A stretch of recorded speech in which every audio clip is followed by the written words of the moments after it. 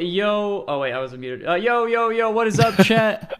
Welcome, everybody, to Chalkcast number 17. Joined by my fellow co-host, CJ, and Johnny Boy, as well as our special guest, you guys. It's you guys, chat. You guys are the special guest here today. Budget low, yeah, low budget low show. budget. Couldn't afford any guests this week. Sorry, guys. Budget's low. Yeah, you guys know how it's happening, how it's going. I'll probably adjust that little chat thing in a bit. But yeah, we are actually truly chunked today. But we wanted to be a little more open, I guess. We wanted to be real. Okay, so that's why we decided that we can't have anybody else, because then they'll just. Because they're all fake. Exactly. They're all fake. They're all PR they're all answers. Frauds.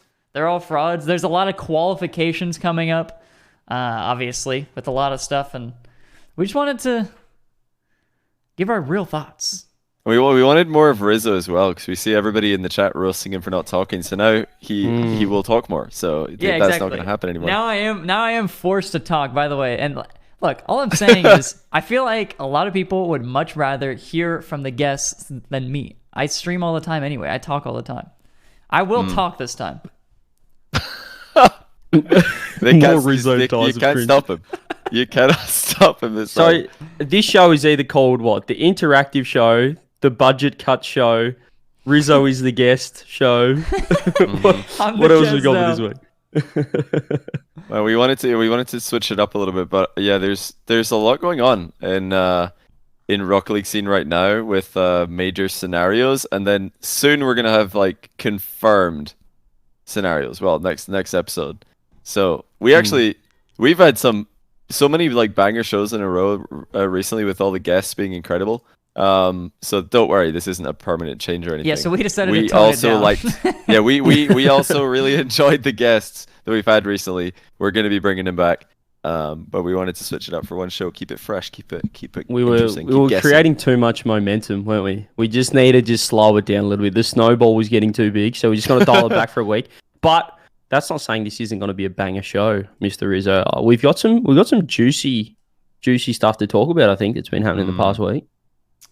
Yeah, there's been a lot of stuff. Obviously, there's a lot of the qualification stuff, but I think one of the main ones, and it's kind of odd to bring up, but it was Monkey Moon's tweet. He did mention that like after they lost in the quarterfinals, he ended up mentioning that like, oh, maybe I don't know if it was him or Seiko, but it was like maybe I should have retired after the grand finals or something like that after winning Worlds. Was that him or Seiko specifically? That was wasn't it London that he did that or something when they got? Did he? Maybe you're right. Maybe he did it after. Oh no. Worlds too. Well, didn't he do it when they got eliminated from London? He was like, time to retire or something. I actually don't remember that one, but they might have both said the same exact thing. But one specifically said something along the lines of like, "Oh, I should have just stopped playing after Worlds." But maybe they both said it. Yeah. No, sorry, I'm getting confused. I thought you were saying that after Worlds. Yeah, I just totally misunderstood for some reason. But no, yeah, that's true. Yeah, a lot of people were talking about that stuff like, oh, the BDS, the French team, the world champions, they lose like once or twice, and now they just consider quitting and stuff like that. And Monkey Moon. Did decide to add on to his tweet a little bit, and he was mentioning that I'll just read the translation. It says, "It's not just Rocket League that pushes me to the limit, but life in general too. I've never been so unhappy in my life as I am now, and I feel like there's nothing to make me change that, a kind of depression that begins to take over." And there's obviously not obviously, but probably some personal stuff there as well that he's talking about. But I think specifically we're going to talk mainly about the Rocket League side of things, because trying to dig into somebody's personal life probably isn't the way to go. We don't know anything about Let's do it. We don't know anything about behind the scenes, so we've got nothing that we could even. There's nothing to leak. We don't know. We don't know what's going on behind the scenes with that one. But Monkey Moon tweeted, so he said, "Really close to call the end of my career after losing the quarterfinals for the second regional in a row this split." And then he followed up in French. So this is translated by Google. It might not be spot on a translation, but the translation from Google in his French follow-up tweet is, "It's not just Rocket League," and then so on and so on to the thing Rizzo said. But nobody corrected it, so I imagine that's pretty accurate, the Google Translate. And he's had a lot of responses. We'll try and TLDR it all for you guys. We had T-Bates responded. I don't know if he responded or if he just tweeted about it. He tweeted about it, right? Yeah, T-Bates ended up quote tweeting Wid about it. Oh, he quote tweeted Wid because Wid, who's a Twitter main, he tweeted like a kind of a meme version of the Monkey Moon tweet, Like a and I fake don't think he quote. meant anything.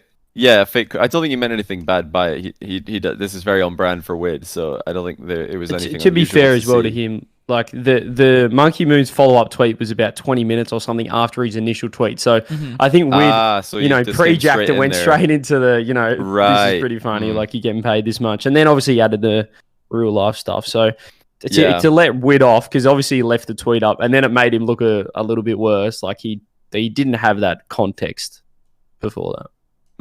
So that's like that makes sense. I mean, I didn't think what Wade said was bad or anything, but it also doesn't mean that T-Bates like responding to it is bad. I think it's all fine. T-Bates like brings up that the amount of preparation and dedication that it takes to be at the top of the game is unquestionably higher now than ever before.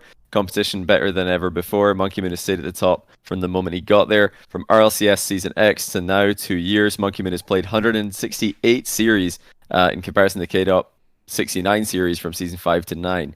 The break between seasons is also shortened from 4 months down to 1.5. Players nowadays at the highest level breathe, eat, and sleep Rocket League. So, yeah, very interesting.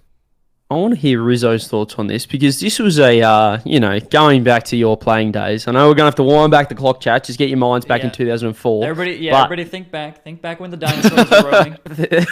Think back, there's no technology. We're just banging our head with a rock. Anyway, what were your, this is, I feel like this hits home for you a little bit, because you had a bit of you lost love for the game, if you will. If I'm not putting words in your mouth, what do you think about this situation? No, I mean, I definitely lost love for the game in general. I guess maybe I wouldn't even say competing. I think it was just all of it. And my main joy now is actually just watching and RLCS and all that, really. And it's if I was playing it, I would be in the same exact position I was 2 years ago. I do not want to touch the game in that sense. You know what I mean? I don't want to be there competing and all that. But I think the big change from Season 9 to where it was the round robin where you just play everybody, and then into RLCS X, it was a big change, and it was very time consuming, exactly in the sense that T-Bates is saying, where even the break, especially for teams who qualified for Worlds, the break is a month and a half. There is no time to chill, and even then, BDS, and it's not even a break as well. Yeah, you could say BDS probably had a break because they won Worlds, so then it's probably guaranteed they wouldn't change. But teams who did make Worlds, it's not guaranteed that that's actually even a break. A lot of times it's tryouts and then getting ready for the season that's in 6 weeks. You're going to take 3 weeks to scrim even before that. So it's it's really a 3-week break or whatever it actually is. So you're still spending all this time doing all this, and it's very oh yeah, you're just playing a video game. It's very tiring. It's very exhausting trying to be the best in the world at anything. I think I think the perfect example is when Archie, Rise, Jack, they all went on that holiday to Bali, and nearly all of them had to come home early from the holiday, had to get flights. Orgs had to fly them home. Even you boys, Rizzo, even Moist, who you thought, these boys are sticking together. Come on, I mean, how good has this run been? They won London, they're second in LA. You're putting words in my mouth there, CJ. And then all of a sudden, things hit the fan, and now Vatira's on the best team in the world, looking strong. But all these things can happen. That's their one holiday a year. They had to cancel. They had to come home early. So I mean, Archie put it into perspective. You're basically playing for 11 months a year. You get 1 month off, but if you're away for that whole month, it could jeopardize your future, for the next season, because people might be making changes without you. There might be some trials. Chrome as well saying in chat that Space Station had no brace because they had to change the Riddles, so they picked up LJ. They were practicing all off season, because that's the other thing. If you do make a roster move, you don't want to be like, hey boys, we'll start scrimming a week out, apart from Gen G. Obviously that worked for them, but usually you want to get a little bit of a warm up in. So there really isn't a time, a dedicated off season. We basically have just an interval until the next season, and if you're not practicing, you're falling behind. Unless you win Worlds, maybe you can have the week off. But Johnny, I know you have some theories as to what we can do about this no gap sort of thing. Yeah. Well, I mean, we've talked about it in the show before that the 3 split, per year per season, at least with how long splits are right now, it really doesn't leave a lot of flexibility. That's why the off season's so short. It's why transfer windows are so short. It's why you don't see many community events. It's why you don't see many other LANs. If I think we saw one. Gamers 8 was the only big LAN outside of RLCS in the past 2 years. So, well, obviously, the pandemic prevented that as well. But even without the pandemic, you would have had less LANs because there's just no time. There's no space. Everybody's taking the short breaks that they can. Then they're right back to practice. So, also Turf Wars, of course, huge. Sorry, I forgot that one. Can't forget. Reza, nothing. Nothing personal. Ad Wars, pickups. Ad Wars. Ad Wars. Yeah, it's tough. We've spoken about it before. That a 2 split format would kind of would fix all those problems. But I don't know if that's something Psyonix are interested in investigating or pursuing, because obviously the watch time and the total views that Rocket League gets will be higher the more Rocket League there is. So that's why one of the reasons I'm sure that they would want to stick with this format that they've currently got. It's getting way more views than the old format did, the league play. But I'm not. I mean, the more we do it, I think that it's bound to burn out eventually. I feel like I don't think it's sustainable infinitely. Even if Rocket League, the esport, does survive for another 50 years, I feel like that at some point in the near future you'd have to reduce the amount of 3v3 competition. Yeah, that's just my opinion though. I don't know. Sorry, it's all speculation, of course, as well. I think that the trade-off is obviously they're getting paid the pros are getting paid extremely well. They're not they're not starving, let's say that. If you're at the top, it might just be one of those things that from a I don't know, not a Psyonix perspective, but just the nature of the esport, it's not built for people to have 10-year careers perhaps, and it's going to be a rarity to see that, which might be a shame on one hand. But even me personally, Rizzo touched on his playing career was, for me it was a little bit similar. I retired. I still feel like I could game, right? I still feel like I could go, but I just didn't want to put in the amount of effort. It's a whole year thing. It's Me too. It's like you're scrimming. I'm not saying I was playing 12 hours a day. I was playing sweet F all to be honest. I could have been playing more. I was doing 2 hours of scrims a day, and then maybe some free play, maybe a bit of rank, maybe 3-4 hours a day. I wasn't really grinding, but it's the fact that every day you have to be there. It's like you have a second family you've got to look after. Every day at this time you have to be at the same spot, and you don't really get a day off at all. Maybe the day after a regional, but very rarely do we ever have hey, let's take tonight off, unless there was some commitment, stuff like that. So it's not for me, it wasn't a massive time commitment. It was just always having to be at home at this time every day. So as Archie was saying, you can't just go on a holiday because you're just going to miss out on so much time. You can't really leave. You're sort of homebound for the whole time. How does it compare to, because you both played in the league format for many seasons, how does this newer open format compare to that in terms of time commitment and stress and all that's being referred to with this Monkey Moon tweet? Well, I'm a bit different because in terms of what the format is now for, I think everyone now, it's you start on the weekends, it's either 3 p.m. or 5 p.m. I think it's usually always at night time. There's no teams or no regions start in the morning, do they? They don't have a 12 p.m. or a 10 a.m. It's always matches. 3. Yeah, just every region usually starts 3 p.m. or something every day. Yeah, I think it's all late afternoon or maybe early afternoon for West Coast players. Yeah. So I think back in the day with league play, West Coast starts at 10 or 9 actually. 10 a.m. I think they start 10 in the morning if they're West Coast. Okay. Well, wait, no, I'm dumb. I'm thinking of EU. Oh no, I think you're right. Even for NA, because I'm pretty sure that NA starts at noon for me, so it starts at 10 for West Coast. Yeah, 10 a.m. Yeah.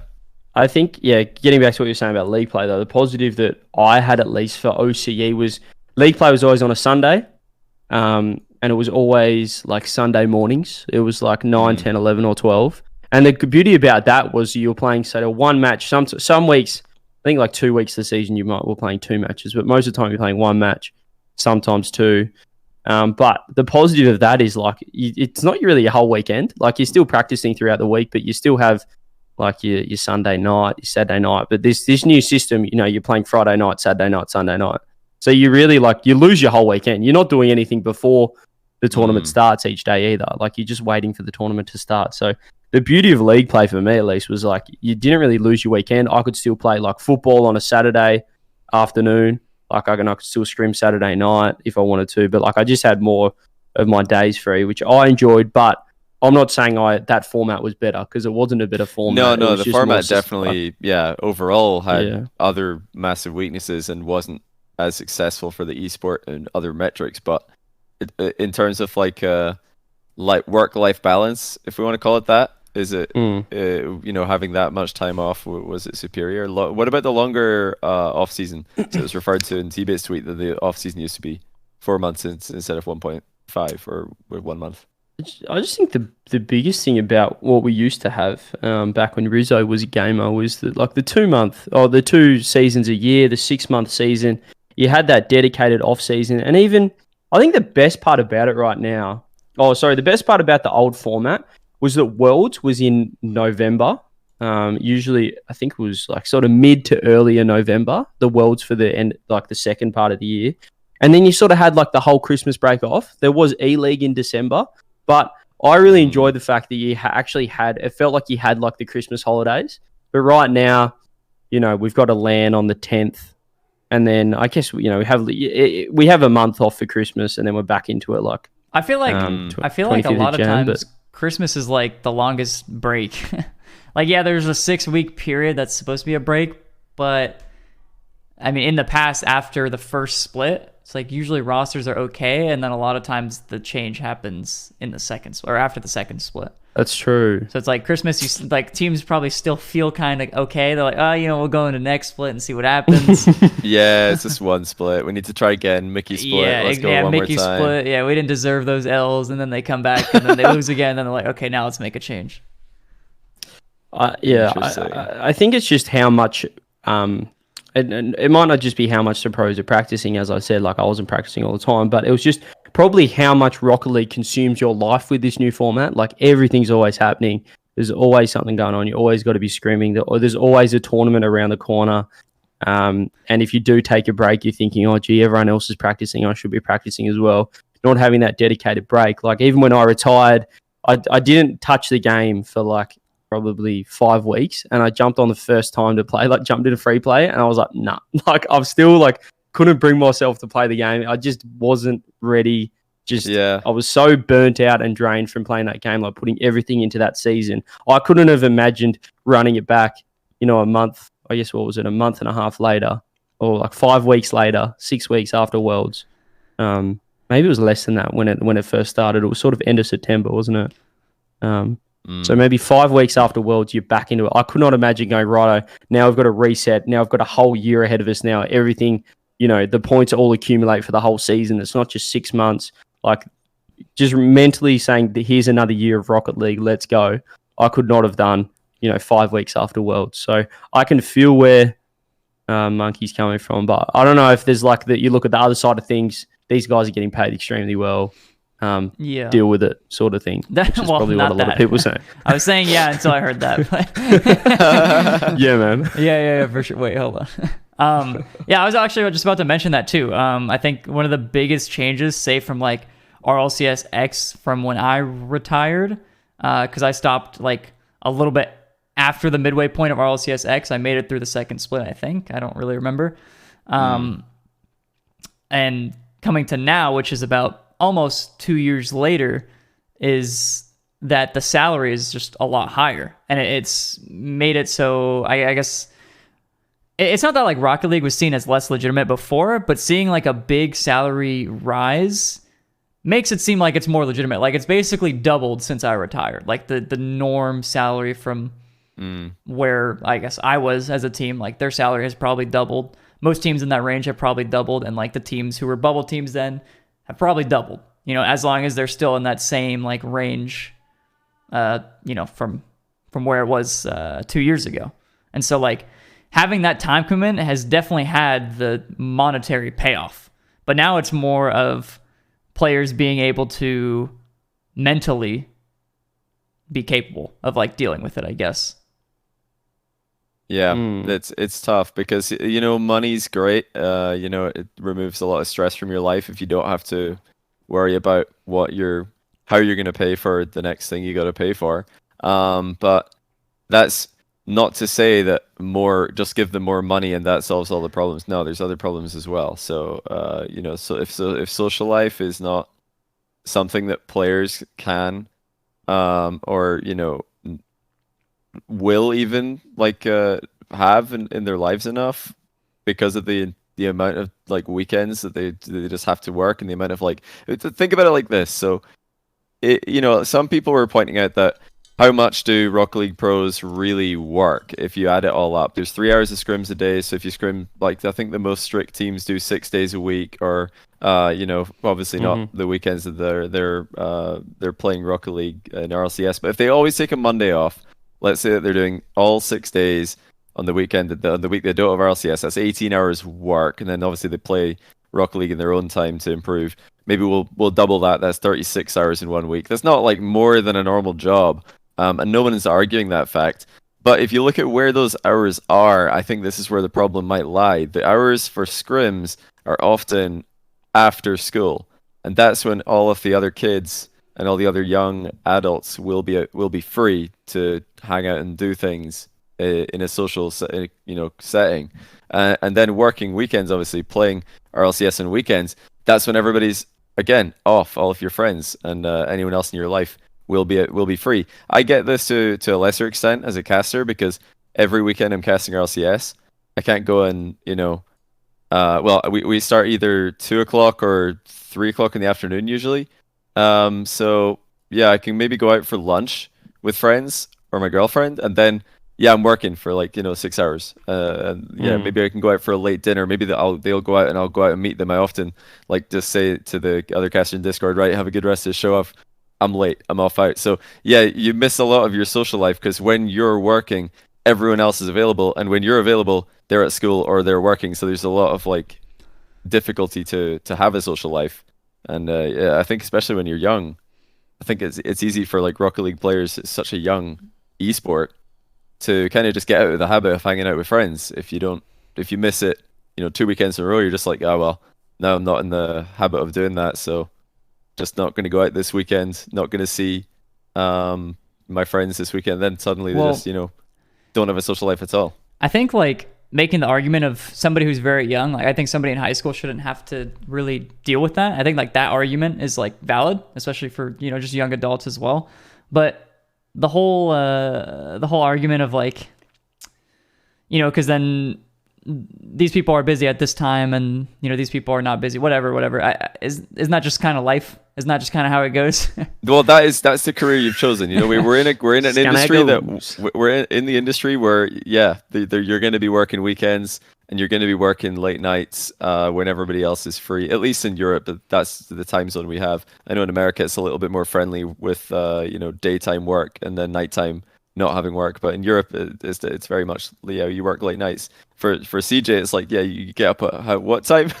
It's like ridiculous time sometimes. Get up at 2 a.m. It's super like antisocial, and we all signed up for that. But that's not to say that it's something that a company like Psyonix or an esport like Rocket League shouldn't consider. Should they think, okay, we're taking away all these weekends from all these kids, maybe we should not have so many weekends per year be RLCS weekends. Maybe they'll have less RLCS weekends in a year so that they have more time to not be playing RLCS like we're talking about. Because it's not the total. I don't think it's that the total hours of like being a pro Rocket League player. Yes, it's high. It's higher than it's ever been if you want to be at the top. I don't think it's like unfairly high though. It's just that when those hours are, mean that it's tough to have a social life. I think it's kind of like people that work for themselves. Yeah, like I feel like everyone that doesn't do that are sort of like, but that'd be so cool. Like you can, you work for yourself. You're your own boss. That's awesome. But it's also one of those things is when you're playing, you can put as much time in as you want, and like it's up to you how much you burn yourself out. But at the same time, the more work you put in, for the most part, the better you're going to be. And there's no like limit on how much you should work. Like, you know, with a normal job, it's this is when you clock in, this is when you clock out. Whereas, you know, when you're a player, it's like you just for the people that want to be the best, you are just pushing yourself on. I need to work more than anyone else. I need to practice. And I think for a player like Monkey Moon, that's what he's been doing for 2 or 3 years. Like, he's been playing probably 100+ hours, 2 weeks. Like, he's been pushing himself, always grinding. And then finally, I think he's probably come up for air now after dropping out, losing 2 top 8s in a row, and being like, wow, like, this is crazy. I can't sustain this. I'm not happy. Things like that. So I think that, yeah, as you said, it might not be as many hours as a regular job, but it is still one of those things where you're constantly like, how much should I be doing it? Should I be putting in more work? Is this person grinding more than me? I need to do this. I'm trying to keep guilt, up. Right? That's one of the best points, because I think somebody just mentioned it in chat, like, you're free to take a break whenever you want, but somebody will pass you up. Yeah, you feel guilty whenever you take a break. It's the same a problem a lot of content creators have as well. They just want to stream all the time, because if you're not streaming, and you just feel bad, you're like, why am I not streaming? I'm not capitalizing on this opportunity that I've got, so I should be I should stream more. A lot of, you know, content creators and streamers have the same problem that you know, we're talking about here with professional esports, professional Rocket League players, is that, yeah, your social life just has to go in the bin because you're streaming all the time, or making videos all the time, or like thinking about how to, you know, keep on improving, with the full understanding that, yeah, this is not a career that has many transferable skills, and it's not a career that easily transitions into another, you know, industry if you do lose it. So a lot of pressure is super stressful. Dude, you just... And is there... Sorry, what's that? I was just saying, you just like brought back, when you're talking about streaming all the time and stuff like that, you brought back this memory of when I was in New York. For people in chat, people who come to my stream a lot, they know New York was like the weirdest, darkest time for me. Because New York was when I moved into the team house with G2, and it wasn't dark. The team showers and all that. The team shower. That wasn't the dark part. That was actually a highlight, of course. But but like my day when I was in New York, and it probably accelerated a retire. Probably not. Honestly, I wanted to retire regardless. I don't even know about accelerating it. But my day was legitimately like waking up at like noon or 1, whatever, streaming until like 4 or 5, scrimming for like 3 or 4 hours, and then making a video, FaceTiming Athena for a couple hours, and then she'd fall asleep. And then I would go upstairs because nobody would bother me and just play Tarkov. Like, because it was like the only escape I actually had was just playing Tarkov, where nobody bothered me, and all I did was play with Primary and like Rapson. And that was literally all I did. And so like the only highlight of my day was like FaceTiming Athena and then escaping upstairs. Wow, yeah, not much of a social exactly life. That was all I did. Yeah, none. It's nearly like the negative connotations as well with people that are like going on holidays or taking breaks. It's almost like, wow, bro, like you're not practicing. You know what I mean? So it's almost, I don't know if you had this, Rizzo, but like when you weren't practicing, as you said, it's like it is that like guilt. Not that other people are working, but it's now almost you just reminded me of something else. but like.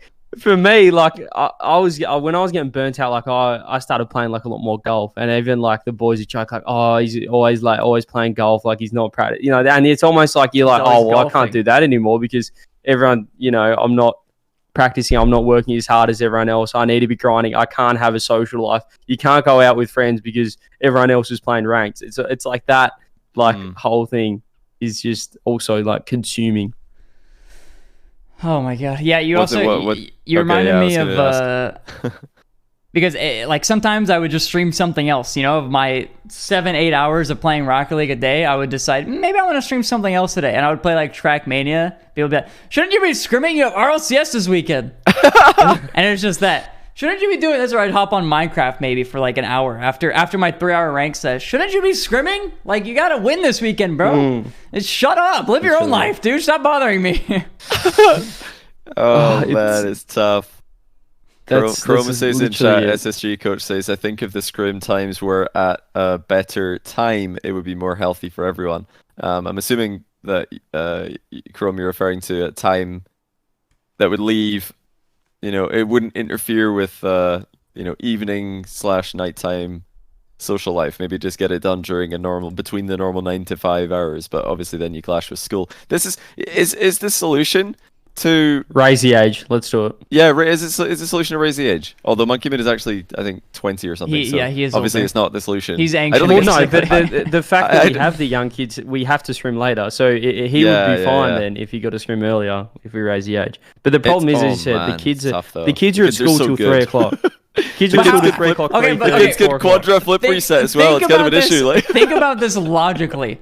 Like, I don't think raising the age is if you're thinking purely about like the mental aspect and like their growth and development as a human, sure, raise the age. But if you're thinking about your best players are literally like the 15, 14. 16, exactly. The Right now they're 14-year-olds, 14. yeah, They're they can't play. 14, It's yeah. like Dark, can't play yet. Wait, what can Dark if play? like imagine they did that? No, Dark is 14. He can't Right, play yeah, yet. of course. He's right now just still pogoing on everyone in ranked and Yeah. show matches. It's ridiculous. Just wait.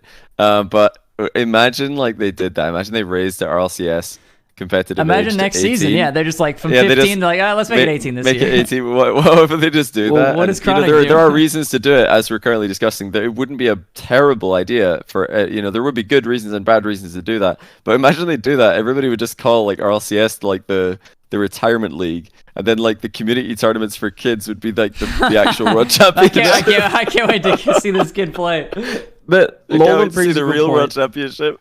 Lola brings a good point. He said, so Valorant increased it to 17, but they introduced a grandfather clause. So they said, all the kids that are in it now that are 15, you're still playing, but here's your cutoff date. So as of next year, for anyone that hasn't already turned 15, we're now raising it to 17. So you're still getting the kids that are still in the RLCS at 15 still playing now, but like here's your cutoff. So you're not just like, hey, 1 minute you're in it, 1 minute you can't play anymore. So would it just be like, sorry, you're shit out of luck for like Dark? Because he's 14 and he can play in No, like, 6 months, I'm guessing, right? They'd have to give like a year. I feel like there would need to be a whole season like warning for this, Buffer. because if somebody's 14 right now grinding in preparation for when they ding 15, they level up in real life to RLCS age, and then they hear at the end of all that, oh yeah, you can't play, that would just suck. But if somebody's 13, they're probably not already on that grind for RLCS. They might be grinding the game to get good because they like it's a hobby, and there have been very, very good 13-year-old players before, such as Drally, for example.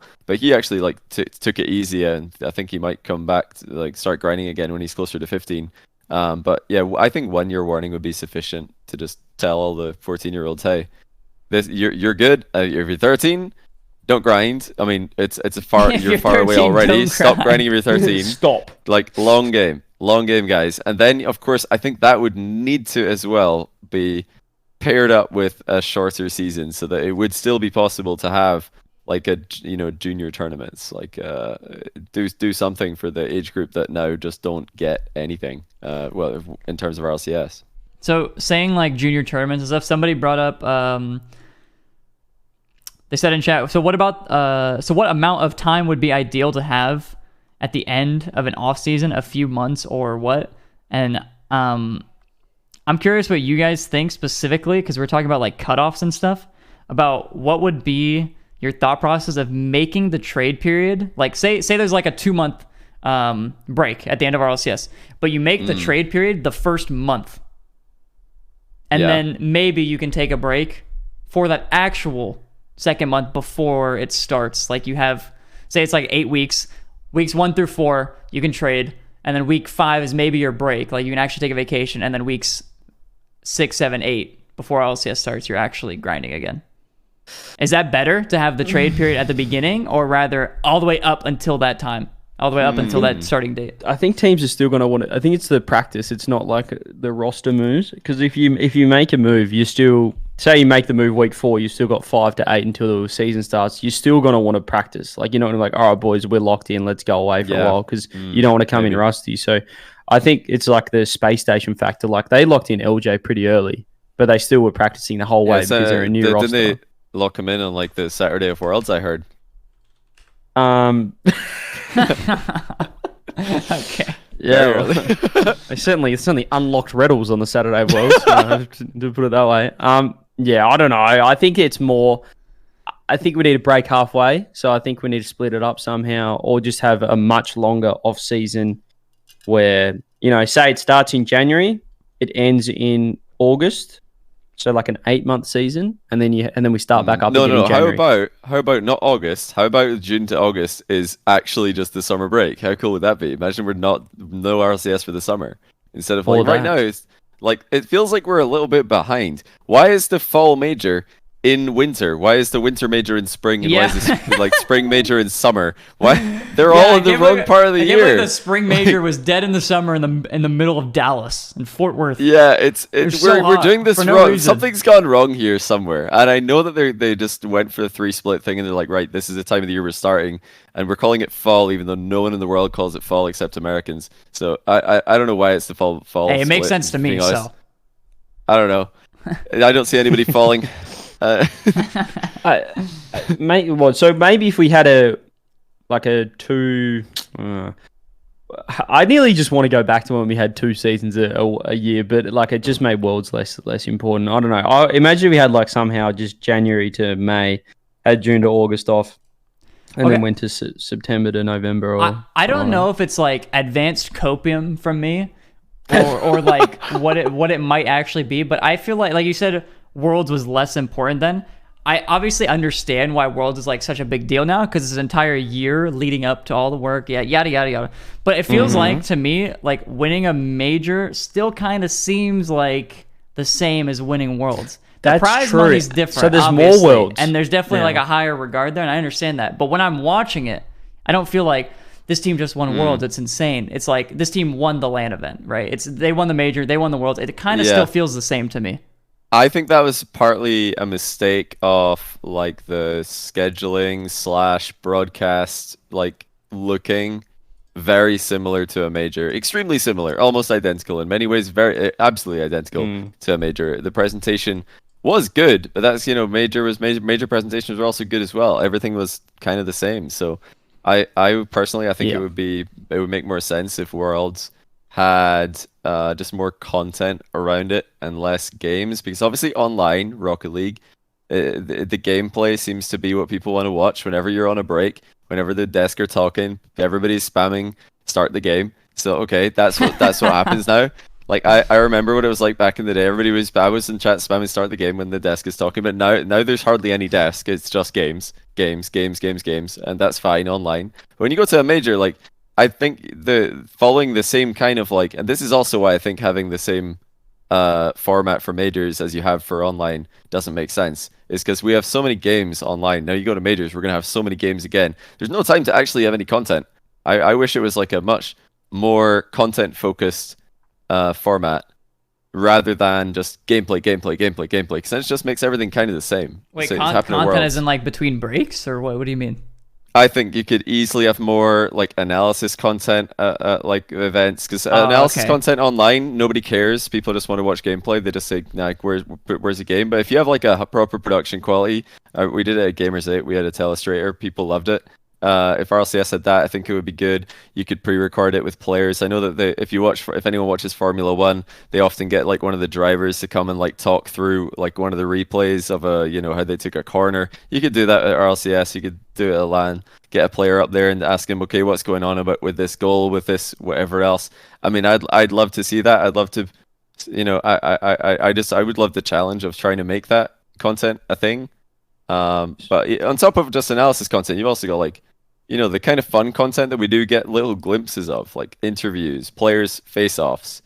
We get little bits of it, but it's just not that much. It's I'd say it's the minimum. It's whatever we can squeeze into the very, very short like breaks and death segments that are currently in the show and how it's designed right now. So somebody mentioned as well of getting to know pros more. Do you think that should happen just in general, or something that could be at Worlds, or what do you guys think about that? Yeah, generally I'd say yes. One of the things that you might have noticed this weekend in the European broadcast, we tried something new, and that was to do one-to-one interviews with players. I'm actually curious if you guys caught that, or if anyone in chat caught that, and what your thoughts were on that, because the reason for it was the interviews for our NA and EU RLCS, generally when a player comes on, they just join the desk. It becomes like a five-person desk, I guess. And it's kind of more like a grilling. And I don't feel like you really get much out of the player, because everybody just asks one question, the player's gone. But when you're one-to-one, you can actually start to, steer the interview in more of a productive way in terms of getting the player to talk. So looks like quite a few people in chat preferred it. It's like when we had the player spotlights, going to Kronovi's house, finding out, what's going on in his day-to-day life. Where does he practice? What is his setup look like? Stuff like that was really cool. They did with Dapper as well. I think they did with Metza. That sort of stuff was really cool. There's no shortage of ideas. There's so many ideas that can work for content, but there's no time to do them in because there's so much gameplay to get through. Think about the final day of Worlds last year. 7 matches to get through. Yeah. That's so many games. You don't have any time to actually make any of this content happen, whether it's interview content, analysis content, whether it's fun content, like just videoing a funny bit. Like they did do those, but they're all very fast and they're very quick.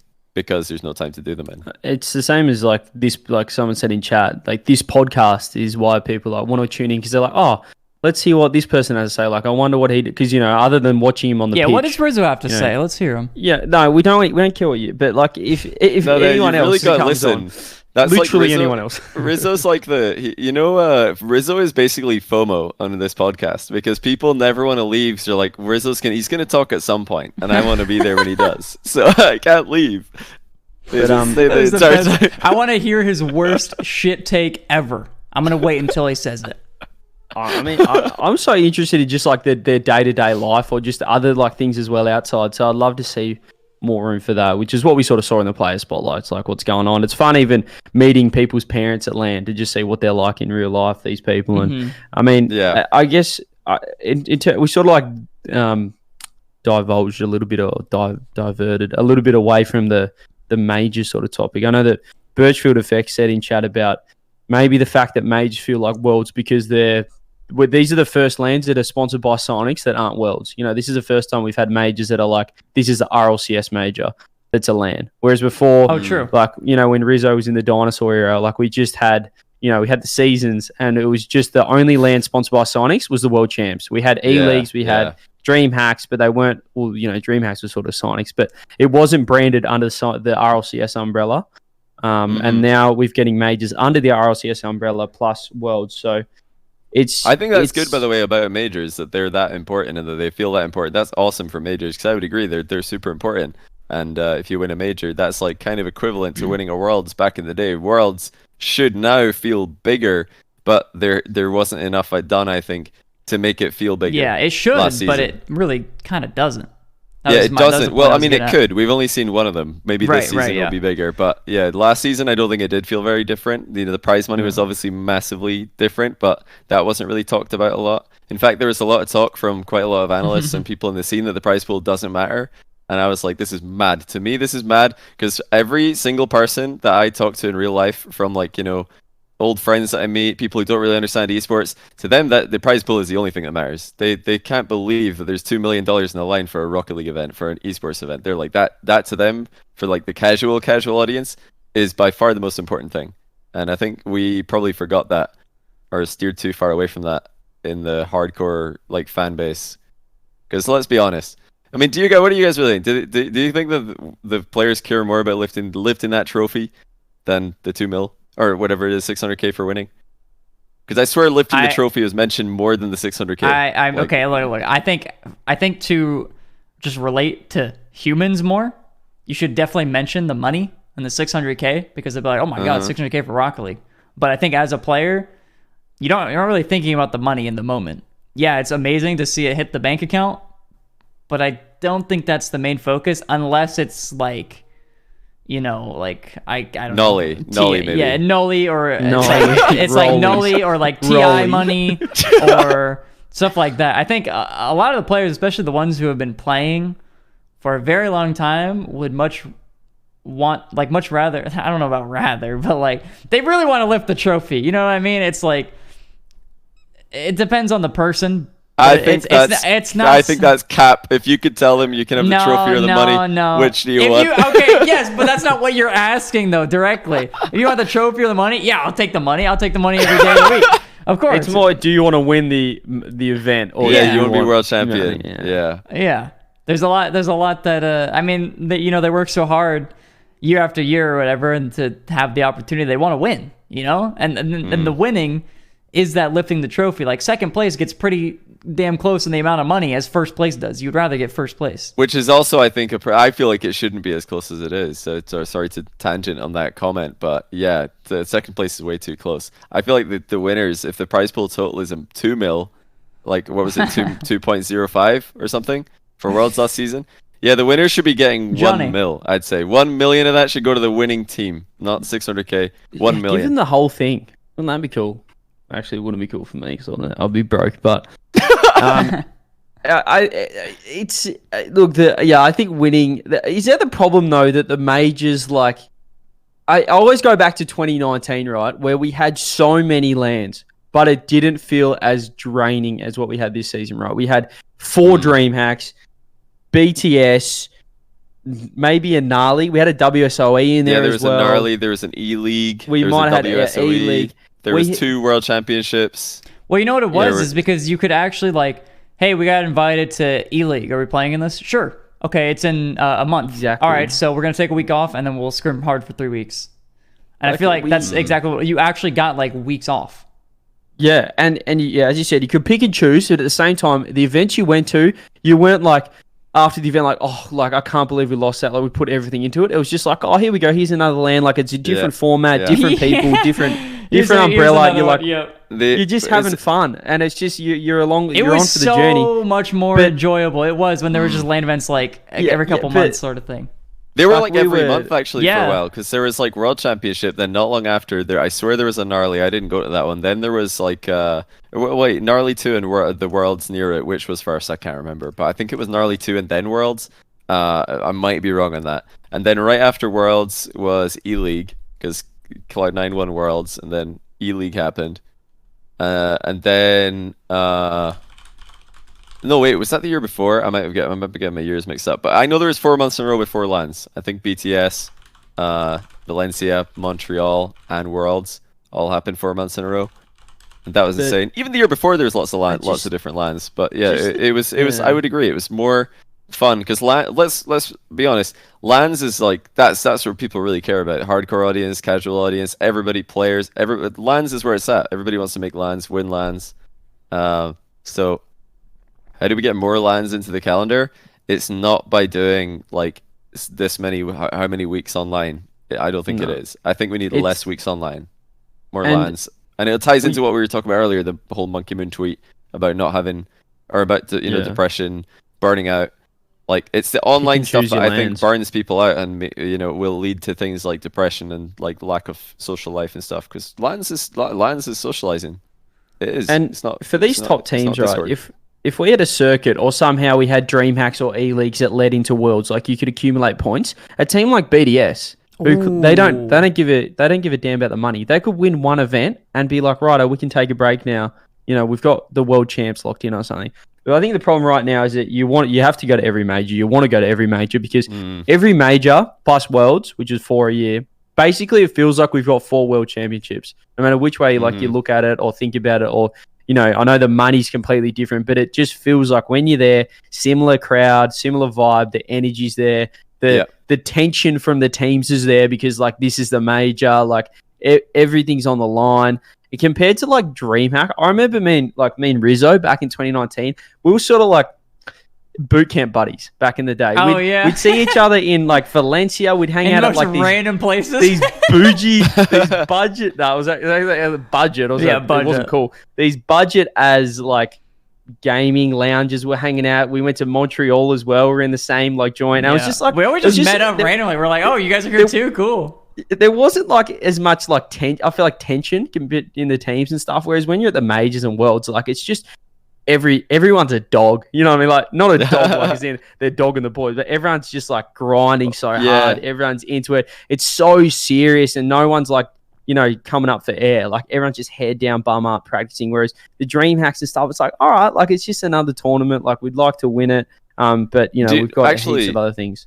Sorry to jump in, but do you know the one time this last season where I did get that vibe of like everybody's just chilling out, having a good time and vibing, which was like a lot of the DreamHacks were back in the day. It was Gamers 8. Gamers 8 was the only LAN last year out of all of the ones I went to. I went to all of the RLCS LANs, but Gamers 8 was like way more chill. That makes sense. Just because it was, not tied to anything. It was just a one-off event. It's also because if you got last place, you probably got like 50K per player or something like that. But yeah, it was good money. But people were just like, oh well, if we lose, is our season over? Nah, it's just an event. It's whatever. You don't have the pressure of like, okay, we need to win this so that we can win this, and so that our season doesn't end. We don't lose points. And now, I really like the circuit format. I think it's fantastic. I think it's way better than the league play was back in the day. But I think you do need other things to complement it to get to get everything that we got back in the day.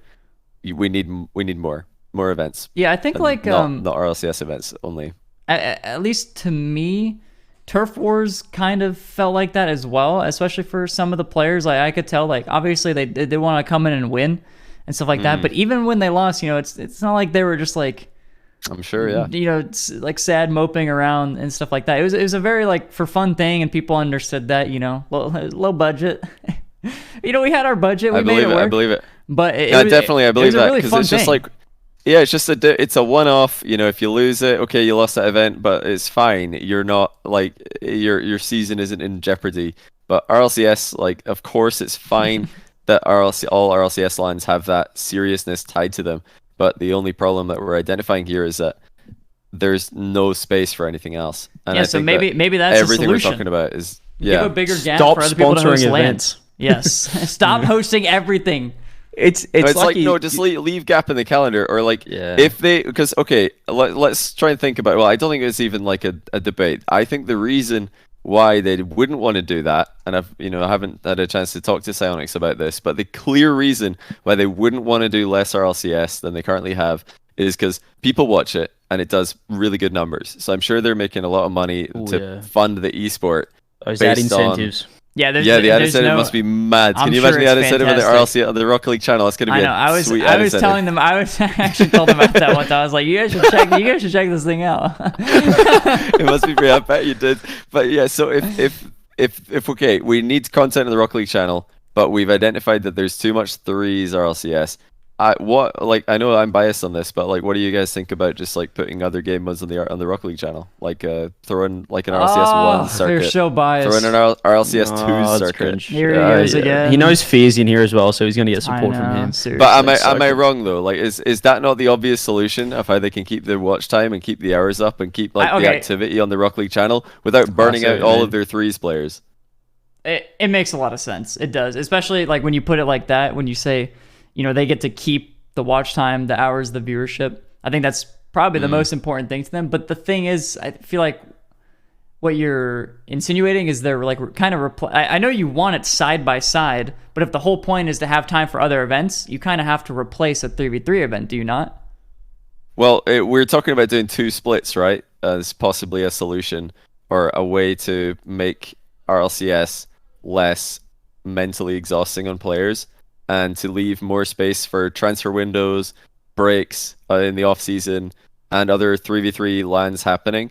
Now, if you just said like an RLCS, like, just to give you an example of what this would look like, right now CRL is on the Rocket League channel, and not like I'd say the majority of RLCS viewers don't watch CRL because it's not. Yeah, I don't know why you laughed about that. You're talking to the head coach of Penn State right now. Okay, I want you to chill out. I was going to be my point. CRL, like if you can have 1s and 2s if you've got CRL on the main channel. It's going to be. Well, see, like I wasn't even going to go that far. I was just going to say that clearly you can have other events on the main channel without it being a conflict. Like the CRL's on the main channel. What about other regions? But you could have other regions on the main channel. I feel like it would all work, and they wouldn't take away from RLCS. But my main point is, if there was a 1v1 event on for RLCS one weekend, it wouldn't be competing with like RLCS 3v3, because if there was like let's say there was a DreamHack on one weekend and RLCS is streaming 1v1, it's totally different. Like players can pick and choose which one they want to do. A team want to go to 3v3 that and DreamHack, sure, and the RLCS gonna stream their 1v1 event for their 1v1 portion of RLCS. That would work as well. I feel like that's easy solution for me. Just easy solution to make everyone happy. RLCS can have their content, they can have their hours, they can have their stream requirements finished, but it doesn't all have to be 3v3. I always I don't like comparing esports, but you look at Counter-Strike, how Valve, They have the major, and that's like their only. That's like their one. They pick an event to sponsor, and that's like the major, and it has that different feel to it, no matter where it is in the world. Even like for the players, from what I've seen, it's like this is they want to win a major, and there's only one a year. I think it's usually there's only one a year. Yeah, there's usually only one a year. That's a one event they sponsor. I just think we've got 4 world championships. There's no matter where you look at it. So we need to free it up.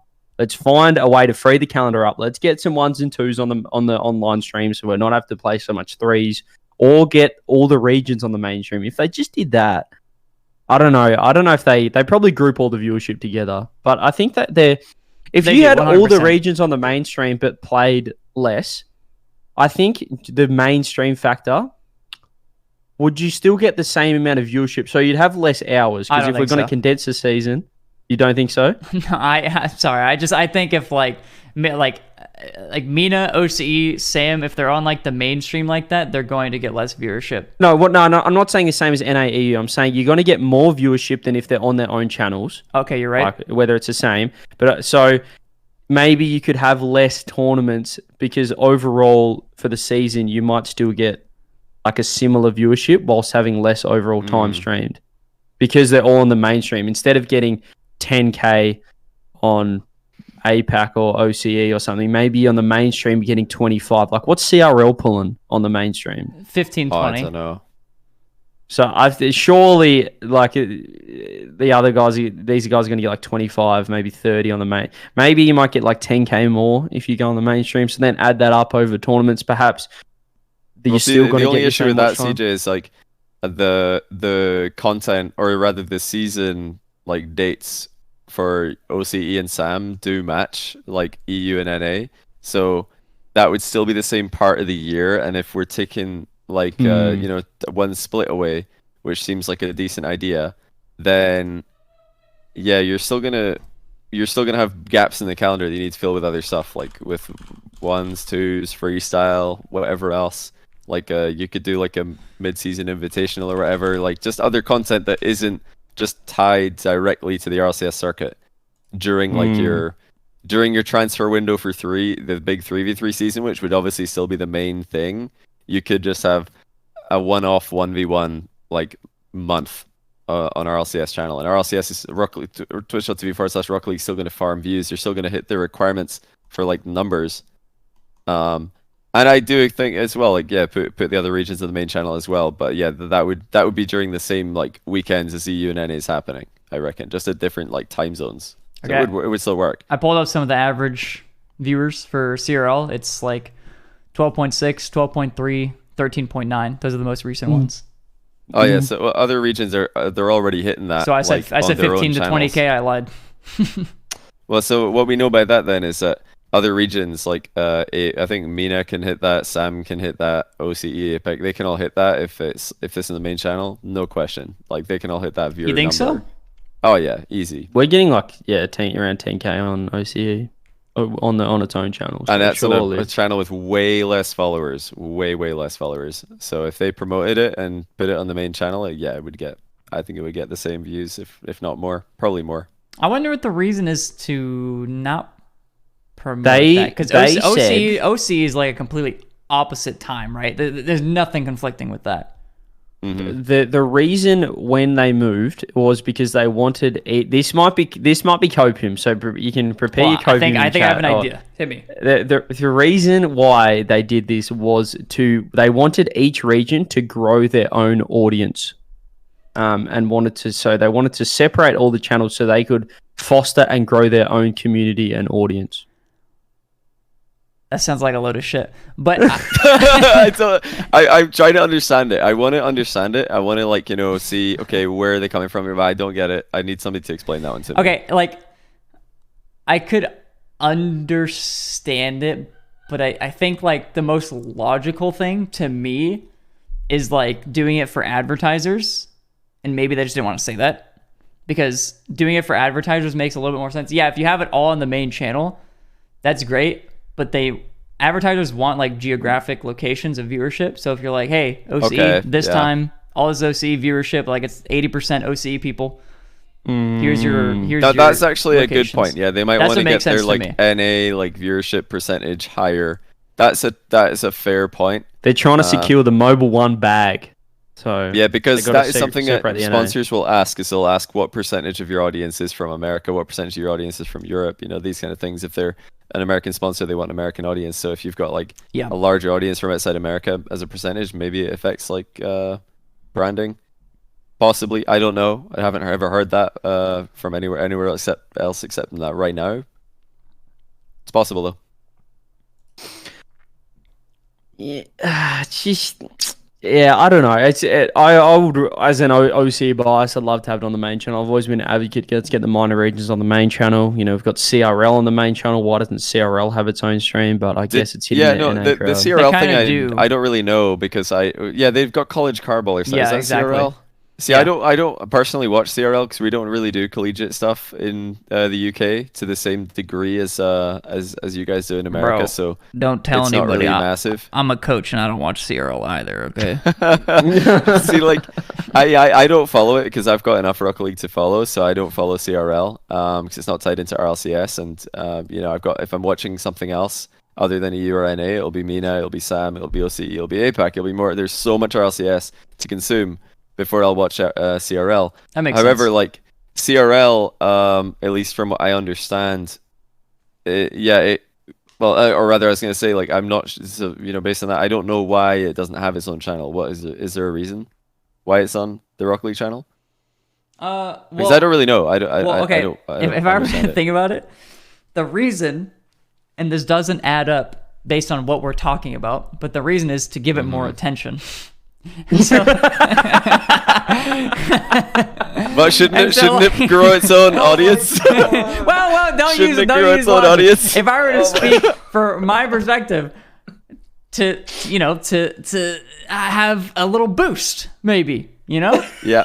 But like OC APAC, they should garner their own audience. You know what I mean? Is that actually the case though? Is it to give it more views? I don't know. I'm guessing, right? I mean, maybe. I'm just trying to think out loud here. Or maybe they want to like be... CRL getting more views is super beneficial to like Rocket League in general. Maybe Rocket League esports I think is massively benefited for a reason we don't know. If CRL gets more views, just throwing it. I don't know. I don't watch it. I don't know anything about CRL other than like it's collegiate. That's like college. That's like universities or something. I really don't know much. You got but it. I'm You trying nailed to it. think You out nailed loud. it. I think having it as like,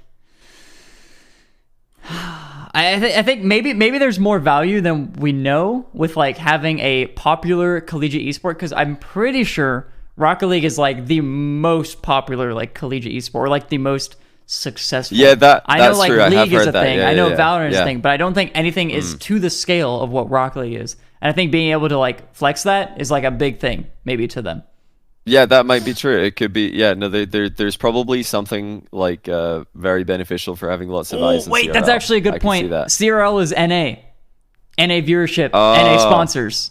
Oh, the NA. Yeah, that ties in with what you said. They want like adds up. high percentage NA. Yeah, that might work. Yeah, that might be the case. Because all of the NA shows get sponsored, and none of the EU ones do.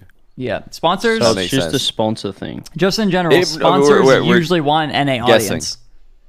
Just for chat, just throwing it out there. It's tough to get sponsors for European shows because a lot of the European, like French sponsors only want to sponsor a French show, UK sponsors only want to sponsor a UK show, German sponsors, Spanish, like all that is like not all tied together as one united state, like across the pond is. So yeah, that kind of makes sense, but I don't see that as a reason not to put like other regions on the main channel as well.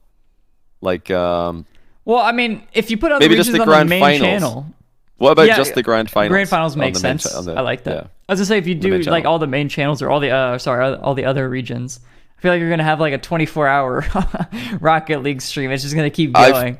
I theory crafted this a while back. I think I was talking to Yummy Cheeseman or CJ about this. I was like, what if there was a grand finals day for RLCS? It's like every grand final of every like region back to back to back. You just have a big stream where OCE's first, OCE grand final, followed up with APAC grand final, followed up with MENA grand final, followed up with EU, followed up by SAM, NA. Like, just do them all in one day. What would be the problem? That sounds really cool on paper, but you got to be realistic. Most people are only showing up for NA and EU regardless, and if they have all the other filler in there, they're not going to be as interested. They're just going to tune in as soon as NA or EU. Rizzo's sounding like Sonics. The more and more he talks. We just need more NA on the main channel. But yeah, what's wrong with that though, Rizzo? What's wrong with like all of or more people tuning into the NA and EU bit? What's the problem with that? Johnny, I'm gonna keep it a buck with you, okay? I am not really interested in watching other regions. But what if you don't have to tune in for that part? Like, I understand. What if you just don't watch that bit? I understand I don't have to, but as a viewer, I'm going to be upset if I don't get my 3 NA matchups in a row. So, okay, what about NA and EU have semis and the grand final? In fact, that'll probably work out even better because there won't be enough time zones to just do grand finals. So you've come up with a genius plan. Wait, say it again. What's my plan? So you start off with first up on stream, OCE grand final. That's like kickstarting the show way before you're awake anyway. So you're not even gonna notice. You're not even gonna be awake at that point. Okay. It's at 1,000,000 o'clock in the morning or something silly. Those guys are really from the future. So OCE followed up with APAC, followed up with I think MENA would be next. If I think you're right. Get SSA in there. Throw Sub-Saharan Africa in there. Let's get them involved. Throw all 4 of those grand finals on, and then after all 4 of those grand finals, EU semi-final, EU semi-final, EU final.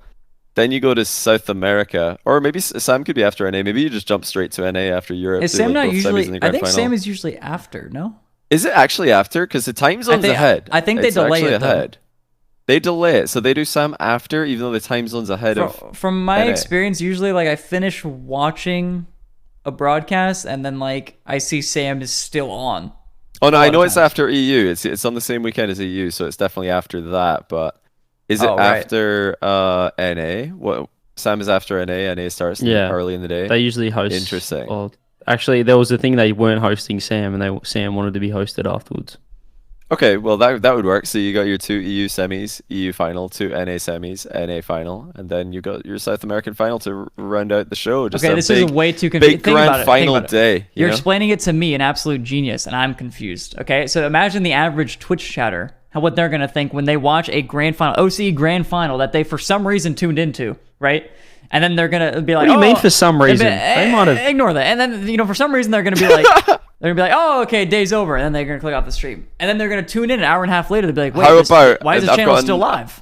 I've got a novel idea here that's really groundbreaking and intelligent. So somebody get a pen and write this one down. You show them the schedule, and the schedule says that this grand final's happening. Then the next up on the schedule, we've already got the graphic for it. Actually, it usually says Johnny, I know you different matchups. Johnny, now it could be Sam final, NA final. Boom, bang. I know you have a natural bias, but for the most part, you have to think 70% of people do not listen to what the desk says. Okay, but they don't have to look. They could just look at the pretty picture. They just look at the little schedule. They're only tuning in for the matches, Johnny. They're only tuning in. Match not on, I'm not watching. I'm tabbing out and watching a YouTube video for 10 minutes. That is the most average Rocket League viewer, RL Esports viewer. They're watching something else until the show actually starts. The hardcore viewers are actually going to listen to what you have to say. Most of them are not going to hear a single word you speak unless it's in a game with some gameplay in the background. I agree, but I don't think it's a problem if they don't understand. I feel like it doesn't matter if like the average viewers understand, because like nobody understood Swiss, and now they all get Swiss. If they can understand Swiss now, then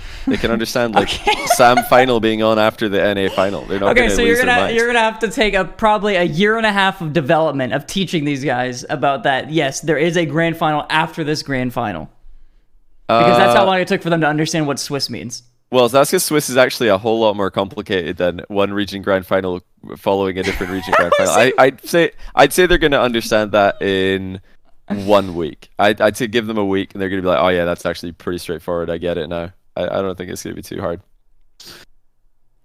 I don't think so. Swiss is easy. 3 wins, 3 losses. That's it. But like overall, like for anyone who's just tuning in, or for anyone who's like wondering what on earth this has to do with the Monkey Moon tweet, we're trying to figure out more content for the Rocket League channel because we've come to the conclusion that there's too much RLCS 3v3 on the calendar, especially online, and that we need to think of other ways to get watch time on the Rocket League channel. And this is one of the ways of doing it.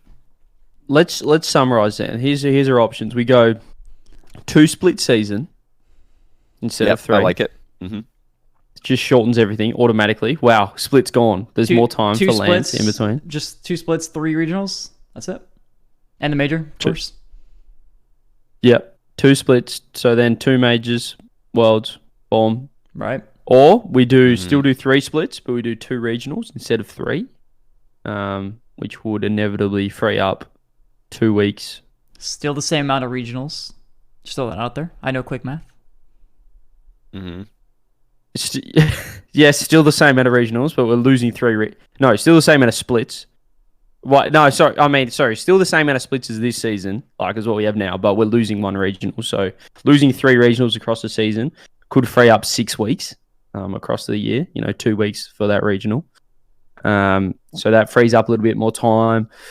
Or we just get rid of splits, perhaps like decrease the season a little bit and go back to like a January. I think that one of the big problems as well, I don't know if anyone agrees, but having like 21/22, 22/23, I wish we just had it started in January. Here's the 2023 season. Here's the 2024 season. Rather than starting at the end of the year. 2023 season. I know it's 2022 right now, and Rizzo's going to tell you that the viewers won't understand. In fact, some of them are probably going to think that it is 2023. When they see that the 2023 RLCS season is happening, all of the viewers that Rizzo imagines are going to go, what happened to the rest of 2022? Where did it go? I swear it was 2022 a minute ago. Now it's 2023. This is really confusing. Wait, are you saying like a couple months ago they should have just named it RLCS 2023? Yeah. Just when we started, it should just be the 2023 season because it finishes in 2023. Finishes with the 2023 World Championship. It should just be the 2023 season. You do realize I would have to answer that question 100 times every viewing party, right? That's fine. It's totally fine. No, the problem is fine. I'm the one teaching them, Johnny. Mm-hmm. I have to deal with these people. That's fine, though. I'm fine with you teaching them. I don't think that's a problem. I know you are. But I don't see the issue. Look, I think there's options anyway. That's all we're saying. There's definitely options. I think we've gone through we spent an hour and 20 minutes going through the Monkey Moon situation. I think we've talked about some minor regions. Interesting ideas. Two split format, other content on the Rock League channel to make up for the lower views and watch time of the Rock League channel since we're reducing the amount of 3v3 on there, and less Sonic sponsored events. Maybe more 3v3 one-off events like Gamers 8, like DreamHacks to fill in what we used to have that we don't get anymore kind of vibe. So we're getting the same amount of 3v3 prize money in RLCS, just in less events. We get other 3v3 events throughout the calendar that don't have the pressure of like ruining your entire season if you get it wrong, and the other events on the Rock League channel. Well, maybe we ask chat. We'll have a poll. Would you rather have the 3 majors, the all sponsored by Sonics and Worlds, or just have Worlds as like the RLCS World Championships? Then we get a 2019 event schedule of DreamHacks, BTSs, WSOEs. Like you can accumulate points, get to Worlds, but the Worlds is like the RLCS event, the one RLCS event a year.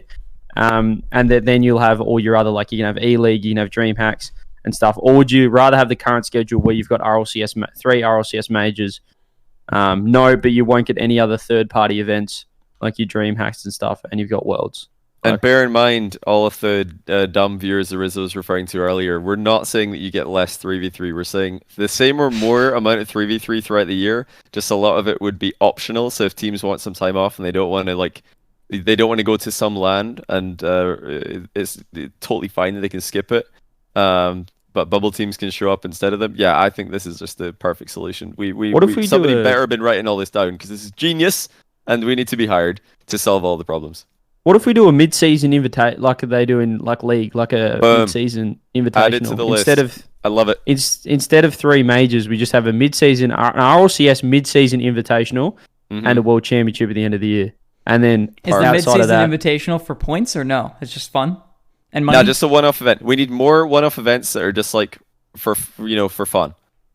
I think that's maybe like the top 2 or something auto call to main event Worlds or something for mid-season invitational. I like that. I really do like that. Straight through to Worlds. But like, see, like what we because I think also like if you do that, you can kind of get away with like I mean, they shouldn't, but you can kind of get away with doing like a lower prize pool because you're like, top 2 go to Worlds, you know? Yeah, there's something there. I mean, there's options. All in all, we just want more events that teams can choose to not go to if they want that mental health break, or they want that family holiday, or they want to go to Bali with their Rocket League bros, you know, and it's not going to ruin their season if they miss Turf Wars. It's just fine. It's entirely optional. So yeah, that's our ideas, chat and listeners. Tell us that we're right, so we can feel good about ourselves. Tell us that we're right. Please write an essay in the YouTube comments. The overwhelming thing that I've seen from chat is they do like these 3. I think for viewership, they do like the 3 majors. The question I ask you guys, chat, is like, do you feel like majors like Worlds? Did you get any more of a, oh my god, this is a World Championship, or did you get the same hype from the majors? And would you get burnt out? Majors? Did they really like 3 majors more? There was more. Do you want this every year, like four massive lands that all feel like? Does it decrease the value of each event the more we do this every season? Well, I think people want more. I think, because I'm not trying to. I want to know the viewers' opinions. I want to know the chat opinions. But I've encountered the problem in my content career. Though I've encountered this problem a lot in my content creation career and also my like casting career. Is like viewers oftentimes, or sometimes I'll say sometimes, don't know what they want until you show it to them, and then when they see it, they're like, "Oh no, wait, yeah, we do want this." So I think it's hard to visualize less majors being a good thing. But if we had less majors and more lands that are not majors, that's your trade-off. I think viewers would like it more. But yeah, right now majors were sick. The majors last season. We're not saying that we want less majors because they weren't good. They were great. They were the peak. Majors in the Worlds was the peak of RLCS, peak of Rocket League content last year. But having less of them, having less splits, would mean we could have more lands, which I think is the real win, not majors. They don't have to be majors, they just have to be lands. Dr. Swag also mentioned in chat, he said, for me, my only problem is that the spring major being right before Worlds basically feels weird. Would like for something to be in between that's smaller. What if there's like a last chance qualifier sort of thing as well? Yeah, it's like, maybe it could be like a LAN event or something. Because like, why does it go from major, you get a little break, not even a break, I mean, you're scrimming. You get a major, and then you scrim, and then Worlds. Why is it not like major, you can scrim, but if you didn't make it, you can have your last final chance to make like wild card. Last chance qual LAN, and like that'd be really cool. You want to play, you better come out yourself. Nobody's paying your journey. You got to be out there. Oh man, that was so wait, cool. Yeah, we talked about that. Yeah, it's like a dream hack. You just fly yourself out, and then you can play in it. Well, we talked about it in like as part of the wildcard event. So last year's wildcard event was like part of RLCS, and I imagine they're going to do that again. But we were just thinking last week, I think we talked about it last week, that there would be the chance of doing like a last chance qualifier as part of the wildcard. Like day 1 of wildcard is just a big open bracket qualifier, and if you win, you're in. Okay, I have a question. I have a question here. Mm-hmm. Do you guys think that majors should be worth double points, or do you think that they should just be worth the normal amount of points? Why is it double? Because if you're already making the major, you're basically doubling your points already. So why does it really matter that much? In the sense that like, do you really need to double it, or can you just get more points? I like that majors are worth more because it does mean that more teams that are going to Worlds will have been at majors. You're more likely to see teams who have played LANs throughout the season at World Championships instead of the team who finished like 6th place online twice and then went to one LAN. Teams who go to more majors have a much better chance of making Worlds than team who only go to one major, which I think is how it should be. I just put a poll in whether people want Worlds in mid-season or 3 majors plus Worlds. I want to do another. I'm on the polls right now. Put 1 in chat if you felt like one of the majors was more hyped than Worlds, or the majors in general were more hyped than Worlds. Or type 2 in chat if you preferred Worlds over the majors. I bet you. Wait, what was 1 again? One of the majors. 1 if the majors are more hyped. We need if there were more options here. Type 3 if you think that. The winter major where G2 and North America won. Why did you just run an actual poll? Why are you just having them spam the chat? I had a poll already. The chat's fun. I love. Let me make another poll. Great. Yeah, just make a poll. See how many? Look how many 3s there are. Look at all these people who thought that the winter major was peak. What a surprise, right? Who would have thunk it? Yeah, that the North American team winning would be more exciting than BDS winning. I'm not surprised. But I do think that you could have a world championship that eclipses the NA major victory if it is way more content budget, way more like time to do cool stuff. Just, I don't know. Do we just need more content, more cool things? Yeah, I've got my poll. Best LAN events: Worlds, G2 winning LA, or Majors. Let's see the NA I'm gonna vote audience. for G2 winning NA. No, actually, I shouldn't have done that because it's not true for me. But I've skipped the vote. I'm not gonna lie. G2 winning LA was cool for me. So there's my vote. I thought London was the most exciting RLCS LAN event last year. But that's because there were so many scripted series and the crowd was peak, so it's tough to beat. Oh yeah. Audio listeners, by the way, G2 winning LA is winning with 50% of the vote.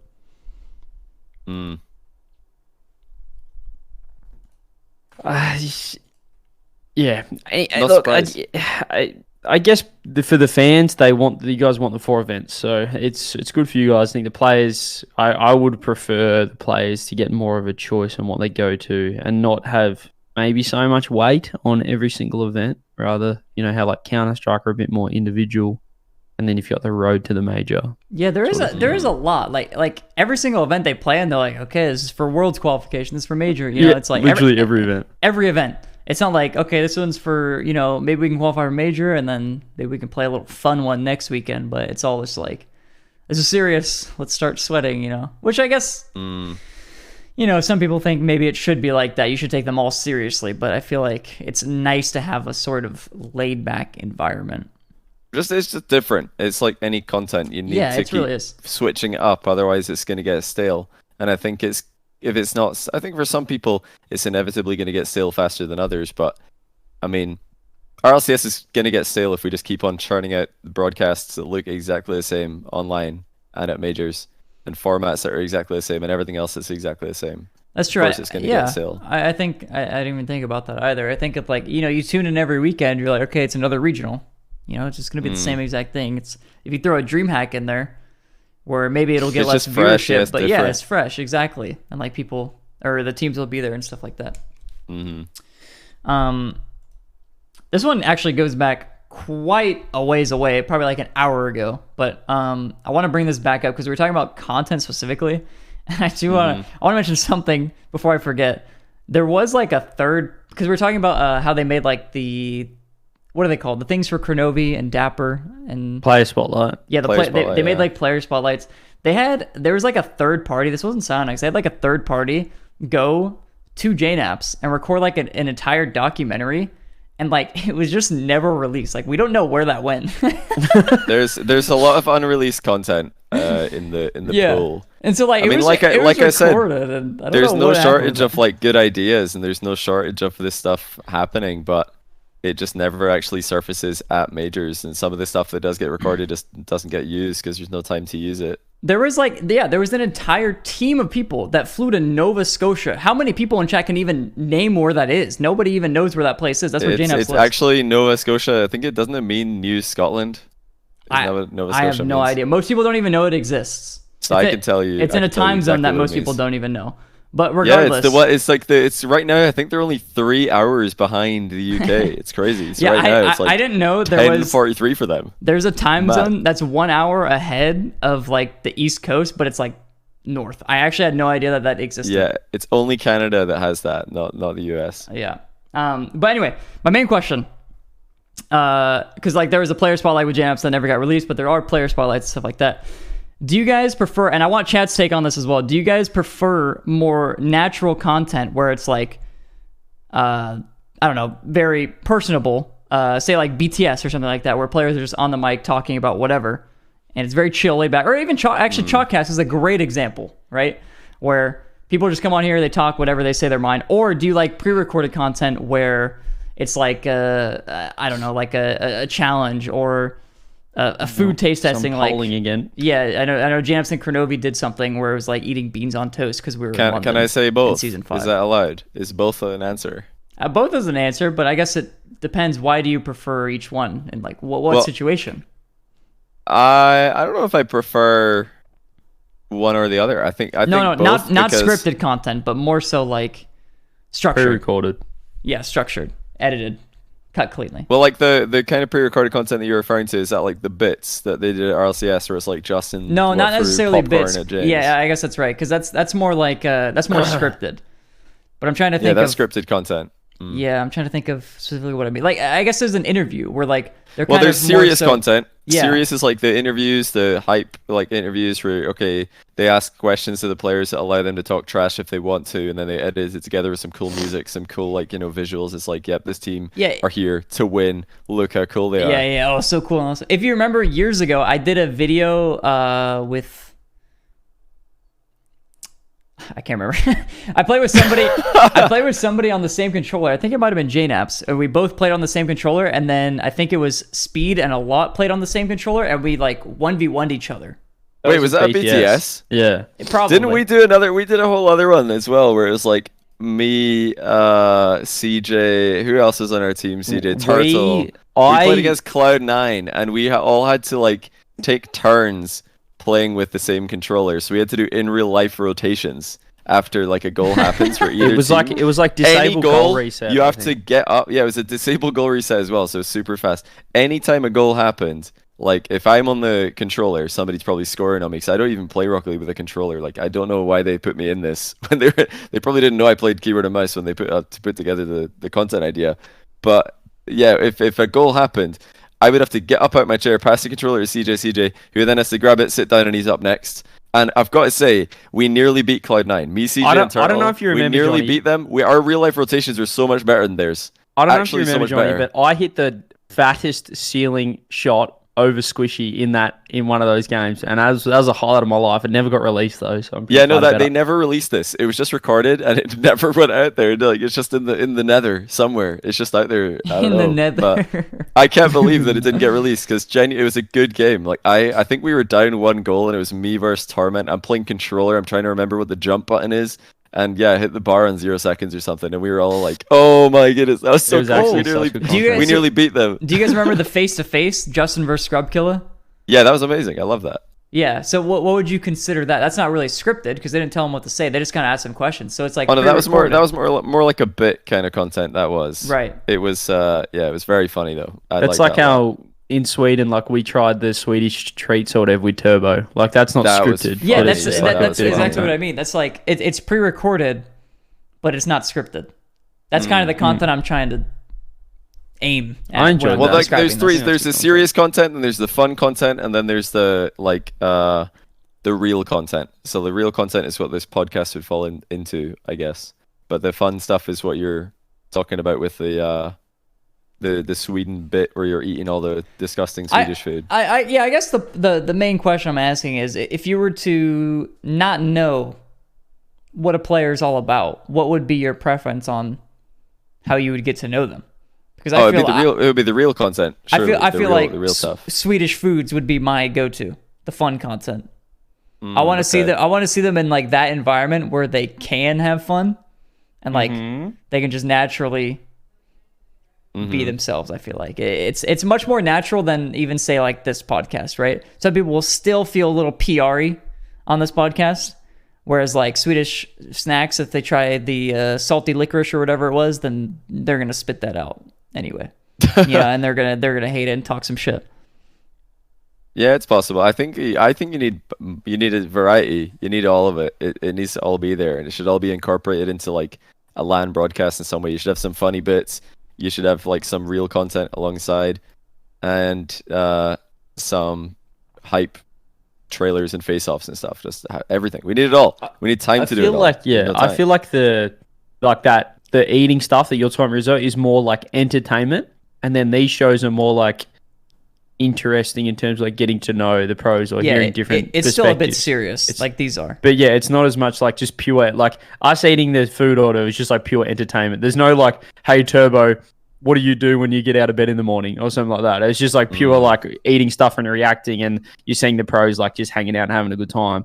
Whereas this is still like, it's like we're still having a good time, but it's still more like, you know, we're theory crafting how to structure the RLCS, which you're probably not doing. Well, see, like this is why we were like maybe we should have an episode without guests, because like they really might just not be into this topic at all. You know, this might miss. They're like, hard I don't care. I feel like this is like when stores or something have to do like stock take, like it's something no one wants to do, but we need to get into the nitty gritty every now and then, and just go over a few things that are on our mind.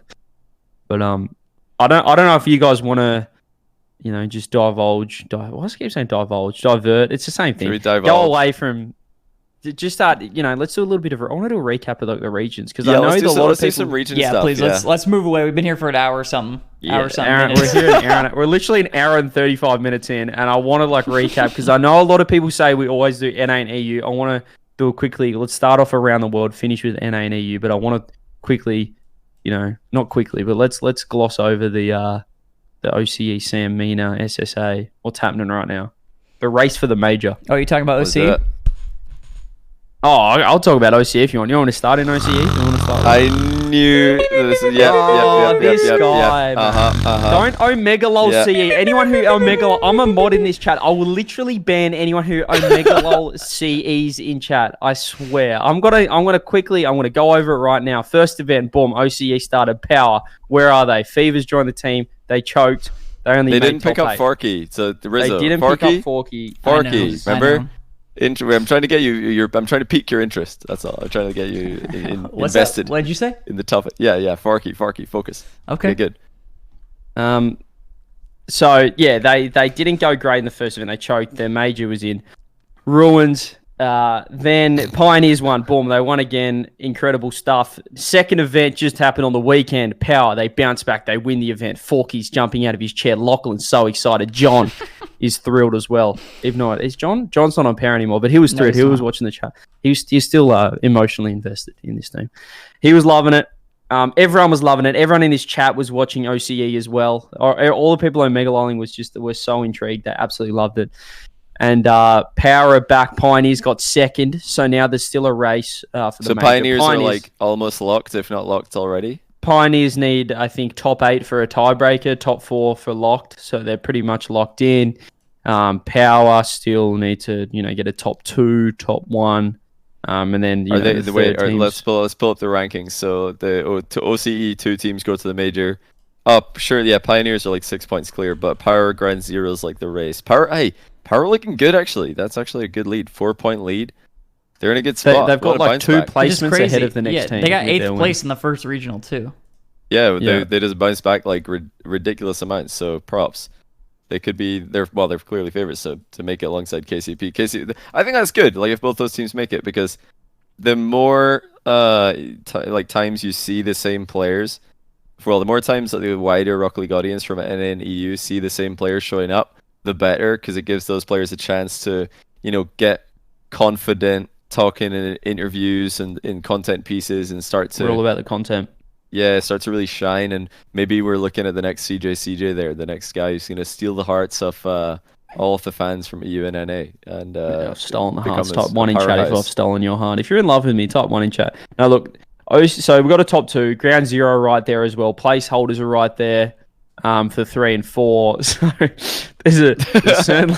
there's certainly a race here. There's still top 2. It's still on the line, but look, it's looking like we're going to see Pioneers and Power as someone who watches the event, unless something crazy happens and Power have a bad Swiss, they get a bad top 8 bracket. But Pioneers basically locked in. It'd be a miracle. It'd literally be a miracle for them to not make it. It'd be ridiculous. Not to get there. So they're locked in. A 3rd, 4th finish to clinch, but they can obviously do it without that. Just that would involve like scenarios. A precise final. In order for that, in order for quarterfinals to not be good enough, I think they would need the grand final to be specifically their 2 biggest rivals, and the third. I think it's still a tiebreaker. Third needs to win, and they're in a tie. It's like they're probably in. Like you can't. The clinch scenarios is like the absolute worst case scenario for that team that they could still make it with, or that they still guaranteed make it with. But they're in a great spot. They're surely going. So it's basically a four team race, but the top 2 are nearly locked in, with Power clutching up this weekend and wrapping up OCE. Type 1 in chat if you want an OCE major. Everyone's hanging out, drinking plenty of cordials, One. going absolutely nuts. Yes, One in chat we if need you want us to come down to Australia. Let's get it in Melbourne or Sydney. We need that. And get the crowd going nuts. I'm actually down. You know, guys are I saying, saw like, Rio. That's crazy. Slight tangent, but I saw like a clip of like, isn't there like a CS:GO major or something right now? It was IM Sydney is the one you're thinking of. There is IM Sydney. Isn't there like a Brazil major going on right now? Oh yeah, Rio. That's what they're Rio. going crazy right now. Yeah, I saw like one of the crowd clips from that, and they were going completely bananas, and it wasn't even a Brazilian team playing. Like that seems sick. That's what we've been preaching for the Rocket League scene for the longest time. We just want like people to be fans of the game, not to be fans of a team in particular. So props to that crowd in Rio. That was awesome to see. Oh, absolutely nuts. But yep, that's about OCE. I don't know. What have you written? You've written in our notes here about what? Can you explain James Cheese, CJ? So yeah, we did a little notes for this one because we want to be a little bit more organised with the three of us. I wrote for APAC. This is all we've got for APAC. James Cheese is genuinely taking the piss in that region. They are just seriously. They are just levels above that region. It is not even funny. And they need a top 8, I think. Yep. To secure the They've major. made it. Yeah, they've just made it. There's no way they don't make it out of Swiss. No way they don't make. Or they look like if like a G2 played in, I don't know, like an Astro Open qualifier. Like it is borderline ridiculous watching those guys. How did they go to Game 5 one time? They went to Game 5 with the Detonator, I think it was the top Japanese team. How did that happen if they're this far ahead? I want to say that they're that far ahead of probably everyone outside the top 4. I was talking to Kami about it. He said, really, until you get to sort of the semis, you're basically playing with one eye open. But after the semis, the teams are still quite, not strong, but they're good. Certainly competitive. So you have to still be switched on. So you've got your Gladiators, you've got your Detonator right up there as well. So Detonator are looking like the number 2 team. They've taken a few games off James Cheese. Gladiators are the team that has OSM now. Not really living up to expectations, I'd say, so far. Probably not really the team that I thought they could be, considering they were pretty good at Gamers 8. They were pretty good at Gamers 8. But James Cheese at the majors, hype. That's going to be interesting to see how they stack up against, other regions. Still orgless as well, so hopefully they can find a good org. I want to throw this in there just because since they're guaranteed to make the major. I'm just gonna throw it out there. They're guaranteed. throw it out there. Is James Cheese competitive at the major? I think they're maybe competitive if. I think that's a really tough one. I mean, I'm just thinking Sam, South America. That could beat Sam too. Yeah, Sam. I'm thinking South America too because, Sam's looking a little bit shaky for Sam 2 this season. Sam 2 is not looking too hot. So Sam 2, it's a long way to travel for OCE, so that's always possible that one of the OCE teams just all get sick and they're doing badly. But I feel like EU, NA, they're just too far ahead right now for James Cheese to compete with EU, NA. Even, whichever team makes it from MENA as well is going to be world class. So yeah, I think it's just those two. Sam 2, OCE 2. Anything else? I don't think so. Sorry, John. Are you trying to have a crack at Renegades here? It's Renegades, but worse. Sorry, what are you on about? I mean, it's a long way. It's a long way to travel. So when I say Sam 2 or OCE 2, I don't mean specifically one team or the other. I just mean whichever team happens to do worse.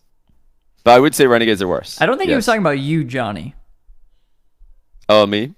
Oh, the other John? We're talking about the other John? No, John you said it's. always. Oh, yeah. Sorry. Read out the explain. CJ, you're going to confuse for the audio listeners. John AK always in chat said Renegades are worse. It's Renegades but worse. So compare. So Power is Renegades but worse. No, okay, you're saying because Kami's Cheese on the team. James Cheese is Renegades but worse. Well, that's just like a. I mean, that's just okay. It's Kami's on the team, so I guess you're comparing to Renegades, but it's different. It doesn't even not even a remotely close comparison. They're not even like Renegades at all. They've got one Renegades player. Well, no. in the comparison, or like if they're going to be competitive. That was the question. Are they going to be competitive at the major? No. James Cheese is Renegades, but worse. I see. That's what he's saying. Okay. I think they could beat Sam 2. I honestly think if you get them the major now, they could beat Sam 2. I'm not saying Sam 2 is bad. I just think that would be the only team. I can't see them Sam beating 2's looking shaky. Do you not think it's possible for one of the OCE teams traveling to the other side of the world to just not be in form? It could be one or the other, just having a bad day and lose to James Cheese. I could see it. Crazier things have happened last season. The thing with these guys compared to sort of other APAC teams or like SSA and stuff is they're not just going to go and just randomly give up open nets and stuff. Like, I hope I'm not eating my words here, but they are like a solid team. So as you said, if there's a team not feeling it on their day, they could beat that team. They've got the mechanics. They've got, like, Vert hasn't played at a major or anything, but he's a quality player. Realize it was quality at Worlds. Like, he's got that LAN experience. He's always showing up. He's not really just flung. Kami had his best performance at Worlds. They're gonna have a good performance individually, this team, and they're good enough to not like, why is that an open net, which is sort of what we saw at the major a few times with like the APAC guys coming out. There'd be random like 8-0 games. Like, this team isn't going to lose 8-0 to anyone. Like, they're not at that, like, such a low level. So they're going to be competitive. Are they good enough? Probably not, but they're probably good enough to be competitive against anyone. And if someone's having an off day, they could cause upset, definitely. Yeah, that's fair. That's a fair assessment. It's going to be very interesting. Still going to be so cool to see them imagine they beat someone. Imagine I they want to see them Just... beat it or win a series. Yeah, same. Oh, that would be so cool. And so cool to witness. Someone made a good point. Like, Detonator took a game off phase. Like, when you get to LAN, like, anything can happen. And Detonator was not anywhere near what James Cheese are. Like, they were nowhere near that last season. So there's no way, you can't say these guys are just going to go 0-6 or these guys are going to get swept or 0-9 or whatever the format. I guess it'd be 0-9 because we got Swiss. Oh yeah, no. When I said that I think they could beat whichever OCE team performs worse, and whichever and Sam 2, like whoever the Sam 2 team is, I mean in a series, not just like I take a game off them. I mean, like, I think they can beat that team, and it's feasible. That whichever OCE team performs the worst, and Sam 2, that's the teams I think they can actually just beat. But we'll see. They're going to be underdogs against anyone. Rutsky in chat goes, if it's a semi-final match, I could take games off phase. Fourth killer. Get him to the center. No, look, yeah, it's going to be interesting, but basically APAC, it's James Cheese's world. The rest of them are living in it. Detonator, maybe next split, we might see James Cheese lose a series. I think Detonator are getting better. Yeah, they're getting better. This split is just James Cheese's. They're nearly guaranteed for Mons to win the next regional. Even if they don't, top 8 gets them to the major. So we'll all be seeing James Cheese there, which is going to be awesome, I think. Oh, and can I jump in and explain? So the reason I keep saying Sam 2, the reason I'm not saying whichever Sam team performs worse at the major is because I'm already so confident that it's going to be the second seed and not the club who just dominated the second regional by going 21-0 in games. They didn't drop a game. They just won the regional by winning every game. They literally just won. 9-0 in Swiss, and then they went 4-0, 4-0, 4-0 in the playoffs. In fact, in the playoffs, they didn't even go to overtime in any of the games. They just won in regulation 12 times in a row, which is insane. It's actually insane. Ridiculous. The club are ridiculous. 2/3 of that team is the same as the World's Club team, who are also very impressive. As Stromican lost. Lost just scored a banger this weekend. There's a really good clip on Reddit of him pre-jumping like a month in advance to then flip reset double tap on I think his closest rivals, Team Secret. Yeah, they're very good. They've been very good for a while. Picked up a new player in the off season, and they're still ridiculous. That's going to be cool to see. Lost is very good. Is there anything to talk about with NA and EU? So did we cover obviously EU happened. We covered it mostly of NA last. I want to quickly also touch SSA. Oh, of course, SSA as well. Which is the top team on there is obviously basically it's Pirates from last season, but 2 Dies come on there. So he was on the Bravado roster. He's probably known as super team. It's a super the super team. Yeah, he's basically was the best player in SSA. What they sort of were talking about internally. I think he was. Yeah. So he's joined that team. Skill still left that team or got booted. kindly. So he's now on a reform team who's still got top 4. But this right now, they're looking quite dominant. Not as dominant as a James Cheese. They're still, losing games, and there's still, it's a bit more competitive, but there is a super team right now in SSA. So if all things go well, we'll definitely, we should be seeing those guys at the World Champs. But it is a bit more competitive, that roster, that region. So do want to touch on SSA. Yeah, so Reform did actually beat them. So Skill Still, the team that was on Pirates, did beat them in the Swiss stage. They went 3-0 and beat that team. So they have dropped a series, this super team, this SSA super team. So it's not the same as a James Cheese, who are just clearing out everyone, or even the club right now, I guess you could say. But the club are actually the most dominant team with that last run, which is crazy, like absolutely crazy to see. But yeah, I guess we could. Where do we want to go first? Do we want to go to EU since that was I think we kind of talked about NA last weekend. We're going to come back to NA next week with the final regional having happened. You want to just glance over NA? I mean, did we give our predictions of who makes it? The three of us, official prediction of who makes it for NA is the one thing. Like there's 4 teams basically locked. Yeah, we didn't make it official, did we? No. Do we want to make it official? Is our one NA topic of the day? Yeah, sure. Well, there's no reason to really discuss the regional 2. It's like yeah, we did that, but we can say who do we think is going to win this weekend? Well, I think the top 4 is clear. It's SSG. SSG aren't already. In fact, only a Gen G have qualified, but a Gen G phase. Gen G, phase V1 are SSG. locked, like basically locked. Gen G is locked. Yeah, they're basically locked. Phase V1 are basically locked. SSG and SSG are basically locked as well. Don't they just need like two wins in Swiss? They're basically locked. They're not safe, but I think SSG they're good. Need like a top 4 to be locked. Oh, really? To lock, they need top 4. But I think that 4. they're pretty much there.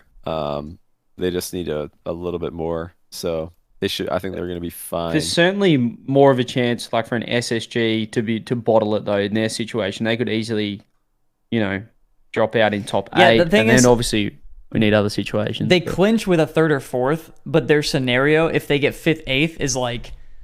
It's very specific. Yeah, they need the world's to align. Rebellion, do not win. Complexity, do not win. It's like stuff like that. Right? So they're basically they're way closer to clinch than finishing top 4 again. Like if they make it out of Swiss, they're looking really good. Basically, so and they can even qualify even if they don't make it out of Swiss. That's how far ahead they are if they're the rest of the pack. So I'm predicting SSG to make it. Yeah, okay. I was going to say the question is, do you think SSG is going to make it then? Yeah, and I'm sure you guys would predict them as well, right? I'll say yes. Yeah, I think SSG makes it, especially with the point lead that they have.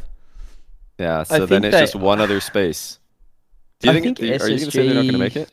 No, I don't think they're going to go. I don't think they're going to win the regional or get top 2. I think getting top 4. I think they're going to get 5th to 8th this regional SSG. That's my prediction. I think so too.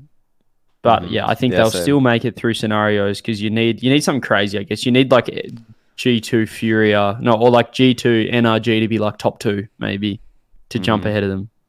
Maybe 1-2 in the grand final. I don't know, dude. So then who's the other team? SSG are making it. I've got Furia. Yeah, you basically have like G2 NRG, which are at 15 points, Furia Optic, who are at 14, and then Complexity and Rebellion, who are at 12. Yeah, they're all in with a decent shot. And I'm not just saying Furia to trigger NA fans. I'm saying Furia because they're trending upwards. G2 kind of hit a roadblock. There's a ton of pressure on G2. And when pressure's on G2, I don't know if they perform their best as much as I think Furia have. Furia have really performed well under pressure many times at the tail end of last season, whereas G2 kind of like got in trouble at London, got eliminated. They lost the first series in what do you call it in LA before winning. They lost Worlds final. I feel like it's when things are going good for G2, they're great, but they could be in a bit of trouble. I'm gonna go hot take. Let me just quickly look at the points so I can actually get this accurately. So my hot take for this, for the 5th spot, is going to be. I can't really get a tiebreaker. There's only 1 point. I was thinking I wanted a G2 Furia tiebreaker. I think that's basically impossible because there's a 1 point difference. Yeah, it's kind of impossible. So it's kind of impossible. Yeah, I'm gonna say I think G2 and Furia both make the semis, and that will mean that G2 will make the 5th spot because Furia are 1 point behind. But what if? Oh, you think they're both going to go eliminated in semis? Yeah, both make third. Let's Both get see. third, fourth. Actually, maybe let's get some chaos. Let's get like complexity winning the event. Yeah, Imagine that that. works. Complexity Complexity winning is wins chaos. and takes the major spot. Imagine Spotify just coming up and winning and taking fifth Yeah, spot. man. The least likely because they're still in the race. I'm not a believer in Shopify winning the event. I would actually believe Complexity could win. I don't think Optic could win. I think Furia could win the event, and I think G2 could win the event. But out of all the likelihood of I think who's gonna like make it the furthest, I would probably say Furia. Do you think you're saying Furia to qualify? I think Furia will qualify. Yeah. Wow, I thought you were going to say G2. Just You're G2 underestimated believer, you there. You underestimated me. I underestimated your. They do have a 1 point You're Bora. lead. Like G2 has a 1 point lead, but That's nothing. Yeah, it doesn't matter once you make it out of Swiss. I mean, it's only a lead if you finish in the And- same round. If you both get eliminated quarters, both get eliminated semis. Yeah. That's the only cases where 1 point makes a difference. He's got to so, finish ahead of them. Yeah. Yeah, Furia do have to finish ahead of them, but I think, oh man, they're just they've done really well recently when pressure's on. So I've got it back. That's that's my it's main close, thing it's as well. close. I think Fury with the pressure on, I think they got it. You That's don't gonna think be hype, G2 with the backs against the wall? Look, G2 with pressure on, I don't think I've performed well. Play the Vitality clip, season 7. Is there a world? is what the game 1 OT? Is it the scrabble to 0 goal? That's the clip. That'll do it. Is there a world where like we get like a G2 still perform well, like they get a top 4, but then we get a Furia top 2 and Yeah, jump them? there's a world for that. There is. Yeah. Yeah, totally. like G2 gets Definitely. top 4, Fury top 2. And They then could both be in NRG the win. final. They could be in the final playing for the major spot. Like that's my ideal. Is Furia G2 in the That final would playing be for the major spot? great. I would love to see that. Which might happen in MENA as well. With Falcons and Rule 1. They could just be in the final playing for the major spot this time around. It's very possible. And then okay, for Europe, who are we predicting? There's a clear top 4 again. It's the Quadrant boys actually showing up huge and not just having one good event and then falling off. But Carmine Corp are locked. Quadrant are essentially locked. Oxygen and Moist are heavy favorites. It basically essentially locked as well. And then there's BDS, Tundra, Aogiri, G1, Team Liquid, Evil Geniuses, and Vitality, all within 3 points of each other. Who are you guys taking for the 5th spot? That's actually Out of those crazy. teams. It's 14. Yeah, 14 to 11 is what 7 teams. I feel like in my It's head, insane. it has to be between BDS or Liquid. Liquid, really? Have you? I can't say Liquid if how they've been playing. They're in the bin They've at the looked moment. so Liquid, shocking. unfortunately. Yeah, well, like I think just based off of like last season, like watching Last them. season? Right, exactly. But the thing is like I think it was a Chronic made a tweet. He was like, if we don't end up qualifying, I'll pay everybody $100 who retweets this. Or Oh, he's farming impressions. He's farming. Come on. and then he was like, I didn't mean to say like everybody. I just meant like one person. But I'll do it for Slow 10 down. people. So he's gonna not qualify and then also have to pay $1,000. I'm trying to find his Twitter. I actually don't know what his Twitter is. I can't find He's it. gonna have to pay so much money if he's holding true to that, which obviously he's not. Come on, that'll be ridiculous. He said he'll pay Don't 10 people who retweeted $100. Oh, 10 people. Okay, maybe Yeah, he'll do that. he recorrected himself. Oh, okay, 10 people. Fair enough. Yeah, I guess he's paying $1,000. I don't see it. They've been 3 individuals. They've not been a team this He's season. think about it. He's gonna lose and be like, "Oh man," and then he's gonna be like, "No," and I have to pay this tweet too. It's just gonna happen Double twice. whammy. It's gonna be like a double L. Yeah, Oh, wait, that's let me read it out. Isn't great. Our run is not over yet. We're 8th in points right now, tied with 7th and 2 points behind 6th and 5th. If we don't make it, I will give $100 to whoever retweets this tweet. And then he corrected himself and said, I just realized I meant to say that I would give $100 to a random person, but as I didn't mean it, I will do $100 to 10 random people, which equals 1K. Fair enough. Okay, I could see that. Yeah, I could see that. Yeah. It's But not enough for me to regardless, say that he I put back even him. more pressure on himself, I feel like. Yeah, he did. He definitely did with that. I don't know why he would do that. They didn't need it, but Yeah, G1 is Mark Bates' new team. Aogiri's also is this Dizzy team, so they're in with a like outside shot, I'd say. EG Tox Catalysm, again, just underdog. Cassio's Tundra, again, I think they're the underdog. I think it's a 2-horse race, personally. I think it's BDS Vitality. And Vitality are way back in points, Wait, you think it's I think Vitality? I think it could be Vitality still, because they're on 11 points. But if you win an event, or if you just finish like semis and the other team your rival finishes quarters, those are 4 and 3 point jumps. So really, Yeah. it's nothing. 3 points back. It's fine. They can do it. But I'm not gonna lie to you, Johnny. I think that's kind of fraud-like from you. Why? Explain. Because it's Vitality.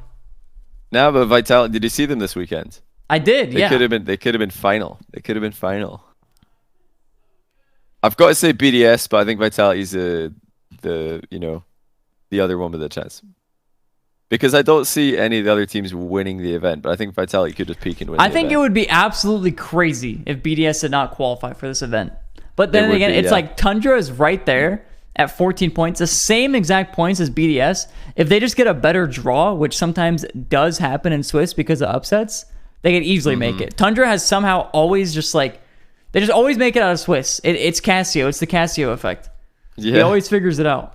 Nah, they're gonna go out. They're gonna go out in quarters again. it out. They're just gonna go out in quarters again. Surely.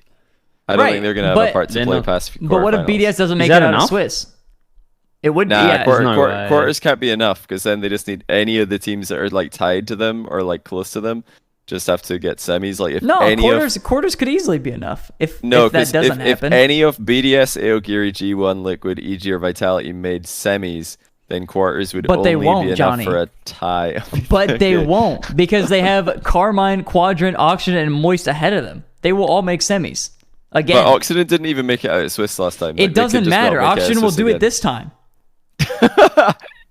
They should. Like, I don't know what happened. Actually, didn't they lose to Tundra? Well, what happened? I'll tell you what happened.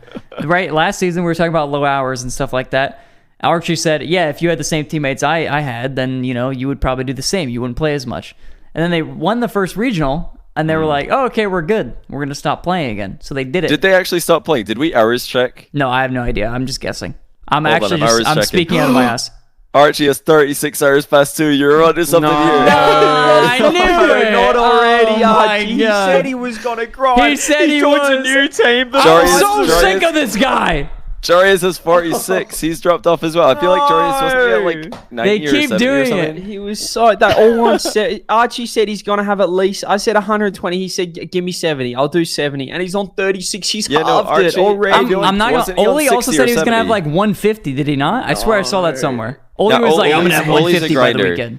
Oli's a grinder. I feel like I could see that from him. Like, he does grind the game. I'm trying to find his one hours. It's tough to event find. and they think they're just too good for everyone. Then they don't make it out of Swiss, and now they. And now they're gonna grind again, and they're gonna do it. I love that though. just- Wait, I found Oli's profile. Yeah, 123. It's not Oli's not. Oli's ours is not the Oli's problem. never He's a slacking. freak. He's Oli actually does carrying. not stop. He's got more 120, hours than his teammates 123 is low. combined. 123 is low for him though. He has way more hours than his two teammates combined. Jarius and Archie both went with low hours. Archie wrist issue. Okay, maybe. I don't know. Don't know all the details, but yeah, all we know is that they have low hours. We can only speak to the facts. They've got low hours, so we predicted this, so can't say I'm surprised. Yeah, we did. Everybody Can I predicted this. just touch on as well? I made this note. Like everyone doubted. Everyone said Quadrant had the most Mickey Mouse top 4 in the first regional. Yeah. And even, you talk about the CJ show buff. I had Cash on. The amount of comments like, "Bro, it's over. Why would you get him on? They're not going to get top 4 again." And they just go and get top 2. And everyone's like, huh. Turns out the Quadrant are actually a decent team. Like, everyone Yeah, they doubted did them. good. I don't know if it was like considering, you look at relating Wave, how Endpoint fell off towards the end of Worlds and they were pretty disappointing at the World Championship. It was that factor. Or it was like the roster who they had on paper. But they're actually just a really solid team. They just It was have because a really Quadrant, good like they won 3-2 against Solary and 3-2 against Aogiri to make it into the playoffs last time. They scraped in 1-0 against And then Solary they game 5. BDS. Actually, they had to reverse sweep Solary in round 4. They almost went 1-3 in Swiss, losing to K-Dop and very big Solary. And then they were 2-2 with Aogiri denied the reverse sweep of them. So I think that's where it comes from. Like they barely made playoffs, and then they just like beat BDS 4-3 somehow. And people are like, "What is going on?" They overtime game 7 BDS. True. Surely like that Exo can't be- Pixo. Yeah, Exo Peaksode. So I mean, I didn't think they could replicate that, but then they just 3-0'd Swiss. However, this time they beat 3 teams in Swiss that didn't make top 8. None of the teams they beat made top 8. So that's the Mickey Quadrant. Who, aspect of Quadrant? this one. Oh, yeah, I'm looking at And it then now. they beat Tundra. However, they did beat Vitality. So they've had like, even if they've had like either You Mickey can't Swiss, say that. You can't say that. Oh, they beat Vitality. Vitality didn't even qualify for the first regional, Johnny. But no, did you watch the Vitality series with a quality win? Like versus Tundra, I don't even think I Quadrant won't played that argue well. that. It was definitely a quality win, but it's like Vitality's not some team like, oh, they beat Vitality. You know what I mean? I think it is so. I think Vitality are actually. I think they underperformed. So I you think they choked I'm it. sleeping? You think it was a fraudulent Yeah. first regional? Well, I think like it's just harder. Like there's always going to be a couple teams who don't make an EU top 16. Always. Like this time around for Fall Cup. Let's see who just But missed out. Vitality? It was Williams Resolve. Remember Williams Resolve, the team who got the death run, the impossible run. Yeah, they didn't make top 16. That this was time. in top 16. Oh, They didn't, but they didn't in make this top one. 16 this time. In this time, they didn't make top 16. Guild didn't make top 16 either, and that's the 2/3 Spanish team of Stake Luis Acro, who's a young English player who's actually pretty good. So I would expect there's Williams always Resolve gonna to be make two it. I don't solid know teams. if I would expect Guild to make it. I'm gonna be honest. I rate Luis and Acro and Stake as a KBM brother, so gotta respect him as well. But I don't know. There's always some teams who don't get through. There's just too many teams. Regardless, the list I've just got keeps on going. BDS. I've got BDS at top. They'll make it. Yeah, They'll be the yeah. fifth I spot. got BDS. Yeah. I think BDS will take it too. It'd be absolutely crazy if they didn't. I think we were just mentioning how like people were sleeping on Quadrant 1. I still sleep on Quadrant. I'm still a sleeper. I won't lie. They'll probably, I mean, they'll definitely make the major. Like I don't see any world that they don't. But I don't know how I feel about the team. The only like counterpoint I have to myself is that EU literally kind of looks like a 5-team region to me. With BDS What being about all that the fifth team. Okay, so the other 6 teams tied with BDS don't count. Not really. Not in my. I think. Like point. I bet yeah, you if G1 if they don't made have to LAN constantly like play each other, then no. I think I'm if just they're saying, beating the other teams. I think there's some teams that aren't going to make LAN from EU that I think would do very well on LAN. Namely G1. I think they would be great on LAN.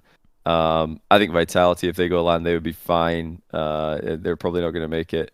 I could see EG's playstyle being totally fine on LAN. Aogiri. Tundra, I'm not sure about LAN Tundra or LAN Liquid. I don't believe, but I think it's so easy to like bring the G1 playstyle to LAN and just make it work. Spanish Bim Bam. Simple. Spanish Bim Bim. It's just the Spanish Bim Bam. Somebody said, what more could Quadrant have done this regional? It's nothing that Quadrant could do. They just played what's in front of them. They beat Team Go, Liquid, G1, Tundra, Vitality. That's my point. And like I said, I don't think Vitality's a superstar team. You know what I mean? I don't think they're a major. They didn't beat a major team. Those are good teams. What? So they're you're not saying you major don't teams. you don't think Radosin is top 6 in the world because he has one goal off the grand final? Wait, say again? You don't think Sizen is top 6 player in the world because he has 1 goal off the grand final? I don't even remember that. What did Sizen do?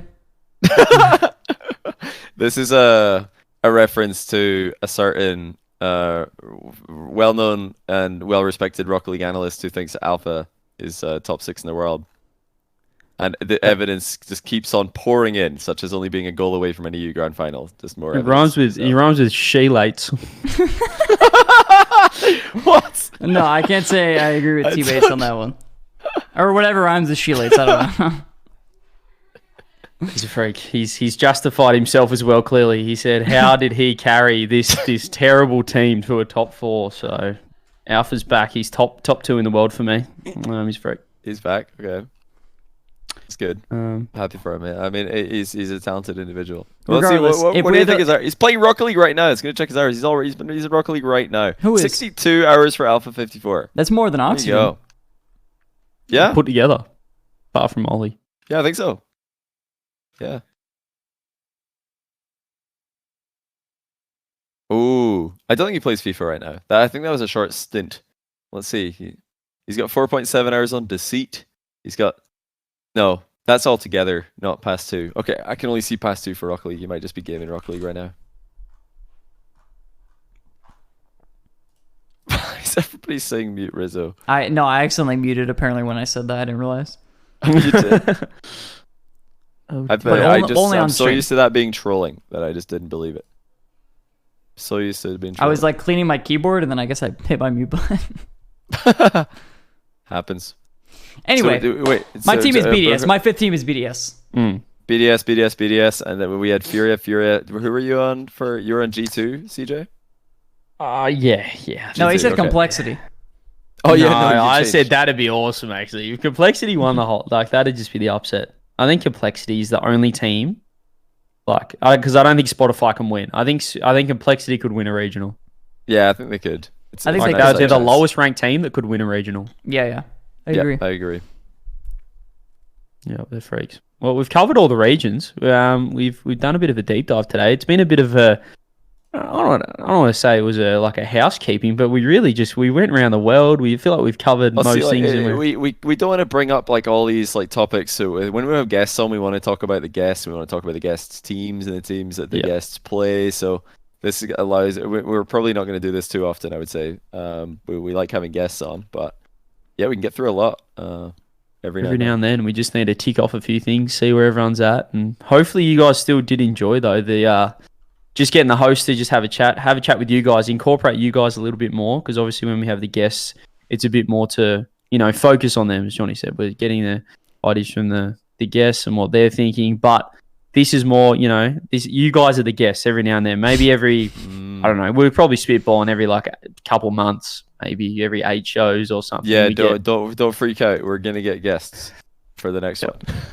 But sometimes we need the guests to be chat, and we can blow them up. I know that for example, last week we do still mention the chat in when we have the guests on, and people are like listening at home, going, "Oh, I can't read the chat because it's too small," or at home you guys are saying, "Oh, this person said this, but I'm listening on the podcast. I can't see who said what." So we made sure to blow up the chat and make sure we read the messages out for those that are listening on, the Spotify, Apple, or Google. So hopefully you guys did enjoy still, and you had a fair idea at home if you're listening audio only. Have my Rizzo feel next podcast mute. Don't worry, guys. Next shotcast, I'll be 1 word per hour. So don't worry about it. I won't talk too much next time. I'll just get my hosting session in, get the first sentence of the podcast, and then that's it. Too dominant, man. You're just dominating the mic. Give it to someone else every now and then. Even though, you can listen on audio only, I still do recommend for those at home that are watching it back to do watch the YouTube, because if you're wondering, listening to the audio why Rizzo isn't talking, he's literally just reading chat the whole time and smiling at different memes and stuff that are coming up. So I recommend watching the VOD back on the YouTube on Rizzo Live, because you'll be able to understand that Rizzo is just literally reading the chat the whole time and just smiling at different people that are talking to him. Yeah. So it's good content.